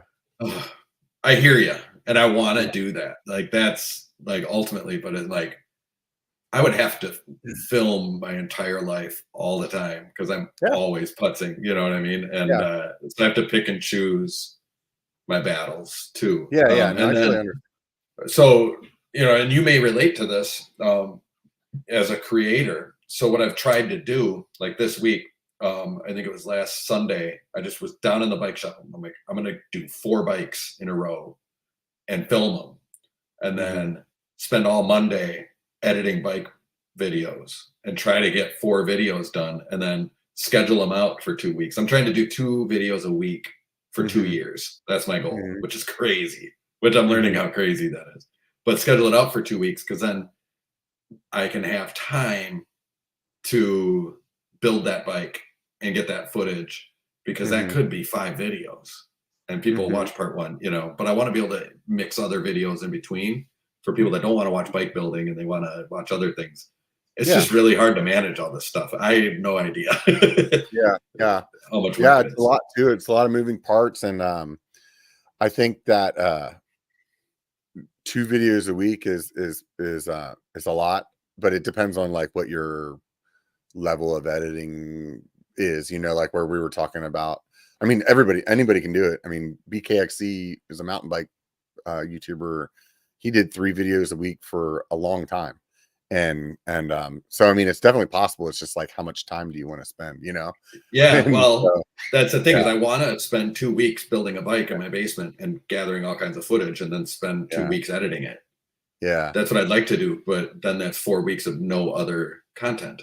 And yeah, so I'm yeah, trying to get ahead, yeah, and then yeah. holidays Good. and Well, hopefully you can do it. I know my goal this year is to do one video a week is what I'm really shooting for is, yeah, and I've told myself that if there's a week where something isn't working right, or I know that there's going to be times when that's going to be like hard to accomplish because of like my personal life or whatever. And so in my mind, those are weeks where I can either put out like a YouTube short, or maybe I'll just do a live stream or something like that. So I'm giving myself the opportunity not to um like where I have to kill myself. Do you right, know what I mean? But yeah, like also I'm really trying to like, I guess the better way to say it, instead of one video a week, is like one piece of content a week. there you go, yeah, And that way um see what happens, because I've definitely had like years where I've been all over it, and other years where like I didn't do much. And like it depends on like, you know, what you're aiming for. I know that I've seen a bunch of Mr. Beast videos where he's like, if you're going to do one video a week, but every one of those videos is not going to get a lot of views, but you can do one a month and that one just kills it, then do one a month. yeah, You know what I mean? So like right, it, but I don't care how many things I've seen on YouTube. It really feels to me that the algorithm likes you more if you do it more. You know? yeah. Yeah. So It it does kind of seem like that. yeah. Then again, twice I think I've kind of experienced where if you're like doing content, and then stop for a week or 2 or 2 weeks, and Yeah. then put a video up, it pushes it out. Like Yeah. I think despite what YouTube says, it Yeah. sure does feel like YouTube knows about the dopamine that we're getting as creators too, that you were talking Right. about earlier. And they're Yeah. like, oh, if we want this guy to keep creating, we have to push his videos, you Yeah. know? There's so So, many parts to it that's like unknown. And there's even parts where it's like, okay, well, this is what YouTube's saying, but that may be like directly like what the algorithm's doing. But there's also like a people aspect of it that's not captured in an algorithm, where it's like, oh, it could just be that after 2 weeks, like the people that do follow your content are like, hey, we haven't heard from this guy, and now it's here, now they're interested. You know what I mean? And absolutely, right? Yeah. right, so it's like so many it's just a black box of like God only knows. You know what I mean? Like I feel like there's definitely some aspects of this whole thing where people are like, yes, this is definitely how it works, you know. But then there's also some of it where it's just like, it's like magic dust, man, and who knows what's happening there. you know Yeah. Yeah, I feel you. Yeah. yeah, yeah. I think too, like right now, I'm like, maybe it's too much where, Mhm. if I'm doing 2 a week, it might feel spammy. Yeah, or Like, oh, it's just oversaturated. another bike farmer video. What the hell is wrong with this guy? Doesn't he have anything better to do? It's Yeah, like, honestly, no. I don't yeah, I have think anything there's better to some of it, like I know with some creators that put out a lot of content, for me personally, and this is just my own personal, and I know I'm not, everybody. But like sometimes then it's like I don't care as much because it's too much content for me to watch, and then Yeah, I like pick and choose. Whereas like some of the creators that do have a lag time in between, let's just say it's once a week, right? Like those ones, when that one drops, I'm like, oh, I want to see that. But if there yeah, was like 3, it's like maybe by the time the next week comes out, then I'm like still haven't really watched all the other ones. And you get yourself into especially as you follow more and more channels, then it's like there's a lot of content to like get your way through, You know what I mean? Yeah. So I Yeah, I think have one of go the ahead. guitar luthiers that I started watching. He drops a video every Sunday, Mhm. and that's one that I look forward to, or I get excited every time. Oh, like, Yeah, oh, new one, because his are only yeah, like 25 minutes or yeah, max, and they're pretty easy to get through and always interesting. And so that was yeah. Yeah, I think a schedule is good, having a mhm. set day, because humans like patterns, Not this I always human. try to like follow the same day, and then the day slips, and then I'm like, that's my new day. And then 2 weeks later, that's my new day. Like Yeah, I'm so like it's just I think it's the ADD brain in me is just like shiny ball. I So mentioned yesterday that Mondays were like that for me, and Mondays were an editing day. yeah, And then I realized that I would like, especially if I dropped the video right before I went to my bowling league, then I'm yeah, just like, yeah, looking at my stats the whole time. I'm more worried about YouTube than bowling. And like bowling is yeah, life. Like you can't mess yeah, with bowling, right? You yeah, know. yeah. That's funny. So. How long you been bowling? All your life? No, not all my life. We really got into it like in my 20s. Uh-huh. And I mean, it was definitely like my drinking team had a bowling problem kind of thing, but we put Yeah, together this team and we would bowl a late shift on Thursday nights and did it for years. And we all got really good at it. I mean, I got a uh-huh. 300 game in league and like Oh, it that's was awesome. fun. Yeah. And then we all got old and had kids and but now all our kids are teenagers. Yeah, So it's like, hey, let's bowl again. That was fun. So we meet up every Monday night now. It's the same yeah, guys. And yeah, it's just a blast. It's way less partying, but yeah, still bowling and talking shit. And, yeah, yeah, it's fun. Just and they're, a couple of my like longtime friends, like from childhood, small town guys, and then one guy yeah, that we met through bowling that's become a close friend. Yeah, it's weird. yeah. Bowling, golf, Right? bikes, all the leisure sports. Yeah, right. Well, and I think, it's also an inside thing, so it's real easy to do where you're at all winter. So Yeah, that's totally. yeah, yeah. Yeah, my family accidentally made a family tradition of bowling on birthdays. And it was like when my kids were younger, they would I had been divorced, so part of their time they're at mom's and part of their time at my house. And it was always important for me to like be with them actually on their actual birthday. And Yeah. so it would be like, you pick them up from school and maybe it's not, you're not planning a big party or something. It's like, what are we going to do for your birthday? And the bowling alley was always, like open, Excellent. and it's Yeah. always like a fun thing for the kids because they always had like, like an arcade and the bowling. So it was like it accidentally turned into like every year it'd be like, oh, let's go to the bowling alley, it'd be like, Yeah. I'd do whatever they wanted to do. And now it's like this thing where it's like, dude, it's your birthday. We got to go bowling. So, even my daughter, she's in college, like this her last birthday, like we went down to her school and picked her and a couple of her friends up and we went bowling for her birthday. It's like, and none of us This are any good. Like if we get over 100, we're like, yeah. I've But been waiting for you to say something valuable this whole time. I'm going to incorporate this into my life. This is the most yeah. valuable part of this whole experience for me. We're gonna What's we're the gonna bowl on value? birthdays. Yeah, there you go. Yeah, you got to do it, We're man. gonna bowl on birthdays. Everybody in the Yeah, family, whether you like it yeah, or not, we're gonna have fun. Damn it! right. Yeah, mandatory fun. Yeah, yeah, it's Yeah, crazy. It's funny yeah. how The those things happen, though. family fun centers. Yeah, yeah. It's definitely. I think also, yeah, it just has everything there. So it's simple. Like you don't have to be good at it. You can still have fun. You know what I mean? Totally. Yeah, Yeah, yeah. you can just So sit there and watch. yeah, yeah.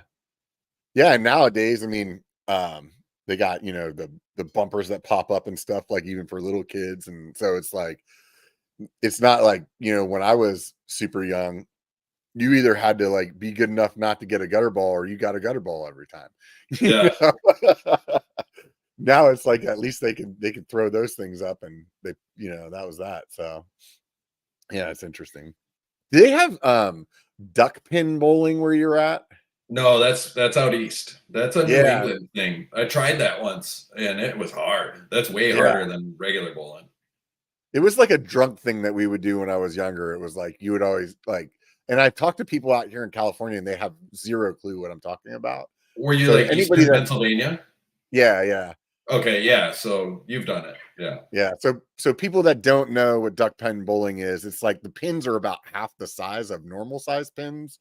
And if I remember correctly, the ball's smaller too. Yep. And so it's basically like miniature bowling, but the lane is still the same and everything else is still the same. It's just like smaller. But you And get 3 shots, right? yeah, it's been so long since I played, I don't even remember anymore. But And we it's would, really, yeah, it's hard to clear them with 3. yeah, It's like that you don't get the pin action that the big heavy pins have, and yeah, yeah. I it's just way remember it'd different. be like one of those things like they used to always do like at the bowling alley. They probably still doing it, like the rock and roll bowling at night. And it was like you Mhm. could go to these certain like bowling alleys that had duck pin, and it was like, get drunk and just whiz these little balls down the lane. It's like, oh, this is fun. So yeah. Maybe next time I go home, I'll have to look for a duck pin bowling alley. Yeah, for Yeah. sure.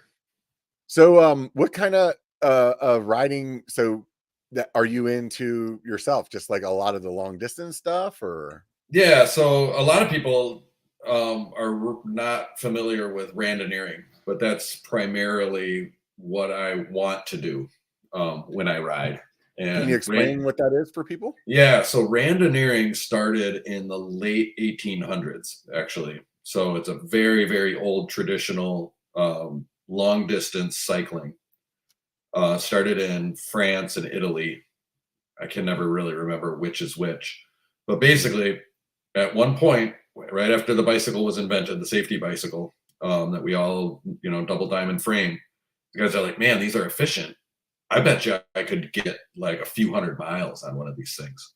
And their friends were like, no fucking way you can do that. And they're like, yeah, I can. And I'm going to prove it. And so it started with a group of guys that rode, I don't know how many miles, but they stopped at little towns along the way and like bought a beer or a coffee or something and grabbed a receipt. Right. And then they rode out and back and then came back with this handful of receipts. And they're like, we just did it. See? And got all this applause, and like newspaper articles were written about this audacious thing that they did. And it's called audace style riding. Mm-hmm. And so that's endurance cycling. They were like first at it. Yeah. Well, because it was in the paper, people are like, I want to do that. I could do it further, blah, blah, blah. Right. People are competitive. And they started organizing clubs and then doing this together. And it's all self-supported. And then eventually guys started racing. And Right. that gave us stage racing. And in the 20s, I think it was, the Tour de France was born out of this. But then everybody likes racing better, right? But nobody really knows about it. But randonneuring is long distance, so it's primarily, it gets really complicated and kind of weird, but basically it's 200K, 300K, 400K, 600K, all building up to 1200K. So like 4 days of riding. And you have to do it in under a certain amount of hours. So like a 200K, they give you, I think, 12 and a half hours to do it. Or no, it's got to be So more than that's that, like 14 hours. 120 miles, something like that. 128-ish, I think. Yeah. Okay, yeah. 125 miles. And how many they hours? give you plenty of time to do it if you get slow, but it's all self-supported. So there's no sag or anything. And so that's why randonneuring bikes often have bags on them because you're carrying tools and stuff with you. And it's all day on a bike and you never know if it's going to rain and this and that. So we have fenders. And then the longer ones, 300K and 400K, you're usually riding at night because it takes so long. And so that's why we have dynamo hubs and lighting and all this stuff, right? And the bikes are older and kind of based. A lot of the bikes are built. That's what I like about it. Like I'm a mechanic first and a cyclist second, right? So I'm attracted to randonneuring because of the bikes. It's just really cool. Like people get really creative with how to be comfortable on a bike, how to be efficient, and like you see people riding a lot of like Trek Domanis, like these kind of endurance carbon bikes now. But most of the bikes are steel, wider tires. They're gravel bikes long before gravel biking was a thing. Randonneuring bikes are all road bikes. Yeah, it's really neat. And what's interesting about randonneurs is they're all hyper individualistic people. Like they're not, in my mind, they're often eccentric, really smart. A lot of them are rich. They've made software companies and sold them. You hear that all the time out there. A lot of IT guys, and computer programmers, doctors, this kind of thing.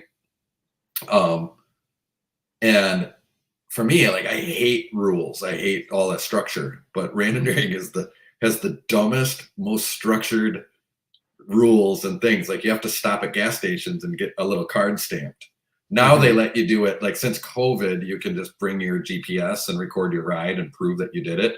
But we used to have to go in and like, get cards stamped, and like brevet cards are called. And but there's a structure to it. And then there's awards, and of course you have to buy your own medals and that kind of thing if you want to. But I tell you what, after you ride it, I call it 400K. Somebody else called it the 72-ounce steak of cycling. 400K, especially in the driftless with all those hills, and they're steep hills. If you can do a 400K driftless ride, you can do anything. And I've done it twice. Now, I've never done any of the really long ones, the super Randonneuring, super, whatever they call them, the 1200Ks. The multi-day stuff, a lot of times it's just about how little sleep you can get by on. That kind of gets a little dumb for me. It's a little too extreme. Yeah, some of those guys are freaking hardcore. I watched this documentary about these dudes that were just trying to get across the U.S. as fast as they could, and it's that was insane. The amount of time that they spend in the saddle, and like, I just don't even understand how you can like perform physically like that for that long, you know? Yeah, that's like next level. Now, there are Randonneurs, like, so I was just about to say, like, you know, I've been sober now for 12 years, and like, I was definitely a party guy. Like, I wasn't like an everyday drinker, but I just drink. And Randonneuring is like binge biking, you know, like binge drinking or binge biking, and like I get like these hangovers from it or whatever. And that's why I don't like the multi-day thing. It feels like going on a bike bender or something. And it's just like, there's something about it. But I've seen it happen where people get into Randonneuring. That's not enough. And then they end up doing these like those ram rides that are like, let's see if I can ride across the country in 3 days, you know? And it's like, man, you know, and they're like seeing things, you know, hallucinating. And there's a little bit of that in Randonneuring, and it's like, that's just not good for anyone. Those touch points, though, in spending that much time on a road bike is just like, for people that follow me that are primarily mountain bikers and not road bikers, it's crazy the amount of pain that you can feel in your body riding 50 miles on a road bike versus 25-mile ride on a mountain bike. Is like totally different in such different ways, where even when I have a gravel bike that I put some road miles on a lot, and if I'm not on that bike for, let's just say I don't ride it for a month, but I'm still like smashing rides on my mountain bike, you know, 4, 5, 6 days a week. That first ride back on that gravel bike, man, my wrists, my like, even my touch points on my saddle, where I'm still sitting on the saddle 5 days a week riding, you know, it's like, but it is just like it. You get home and you feel like somebody like hit you with a car, you know? Yeah.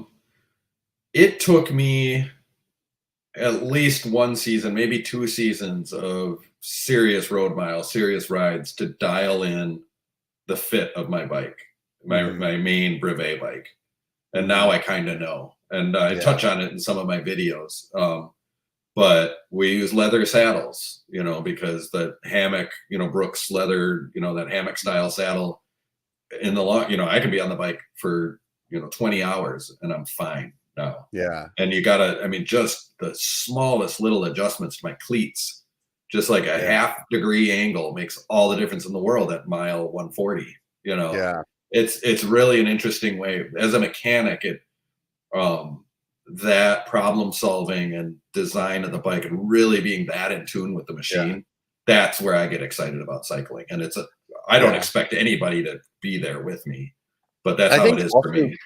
Just having that much time, like, it's very easy to pinpoint, like when I first started riding road, the first thing it's pretty flat in Sacramento itself. So I bought a single speed bike, and I was like, I'm just going to ride to work and back. It was like a 15 miles each way.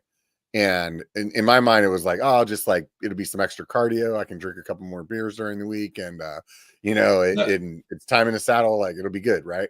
And it's just like little things where it's like, oh, I want to put my hand like this the whole time I'm riding.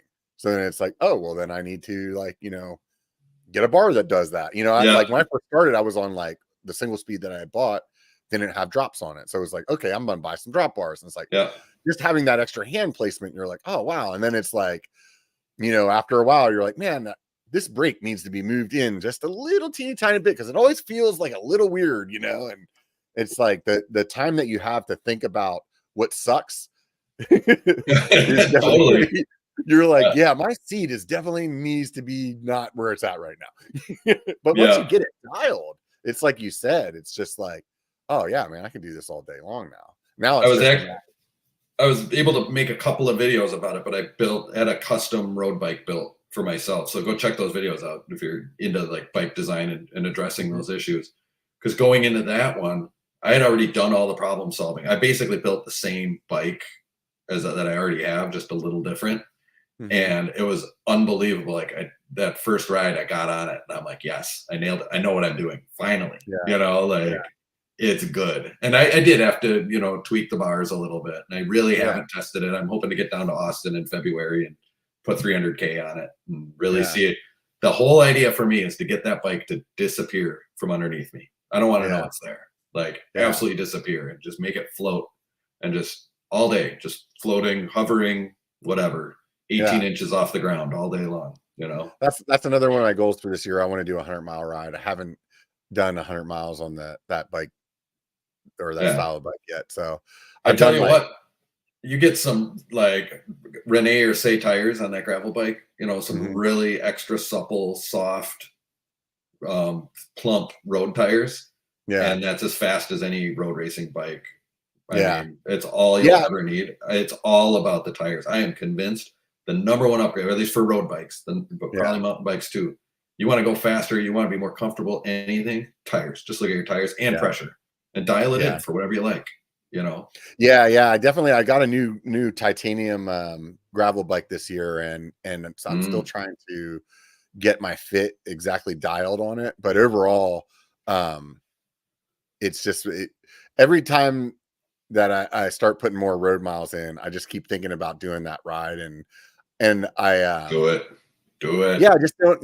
What happens for me is like the time to do it is impeding on my mountain bike time, so I'm always like, I don't want to do it. But I think this year I'm going to make it like an actual goal, and I'll definitely do a video on it as well, and we'll see how it goes, dude. It's been 2 hours, man. Yeah, totally. It was a great combo. Yeah, I really, really appreciate you taking the time to sit down and chat with me and all the followers and anybody that has not been familiar with your channel. Now they can go over there and check it out. I always like to ask people though before they leave, like what their favorite YouTube channels are, and you've talked about a bunch of them already. But you got anything that comes to mind? Oh man, what are my favorite YouTube channels? God, I should have been prepared for this. What have I been watching a lot of lately? Well, I've been watching your podcasts. I guess I've been letting those play, and I mean, I kind of been doing them out of YouTube, but I still watch the Luthiers. Bob Ross, Joy of Painting. Seriously, I try to get a nap in every afternoon. It's like meditation for me. Not a lot of cycling stuff. Just because that's my whole world. Okay, so today I'm not going to have any time today. Like this is like the busiest day I've had in forever. But Wristwatch Revival, seriously, like I love that guy's, and like he's just, the production is so good, and he's got a new one out, a really complicated like chronograph watch. So I'm looking forward to watching him take that apart and put it back together. Right on, man. Yeah, totally different stuff. I'm kind of all over the map. So yeah, I always like to ask that question because you never like. There's a bunch of stuff that people watch that have nothing to do with bikes that is really fun, good content. So I've definitely got turned on to a lot of good channels over the years from asking that question though. So one that I haven't watched in a while, but I should watch this guy just for inspiration for my asshole videos, and that's probably where I get the asshole character from, is regular car reviews. Oh yeah, go check out regular car reviews. I mean, he is such a good writer, and I mean, it's the filthiest potty humor you've ever heard. It's just, I mean, if you're a proper Christian or something, it's not for you. But like, God, that guy's great. All right. So yeah, definitely have to check him out, man. Well, I appreciate you sitting down, chatting with me. Anybody that hasn't checked out his channel, check out BikeFarmer on YouTube, and go over there and give it a look. And while you're at it, if you're here and you're listening to this on YouTube, throw the thumbs up on there and the subscribe. That'd be good for me. And go over there, hit the subscribe button over there for him as well. It definitely makes us creators feel motivated about what we're doing. And outside of that, I want you guys to remember one thing. It only takes a bike to be a biker. Get out and be one.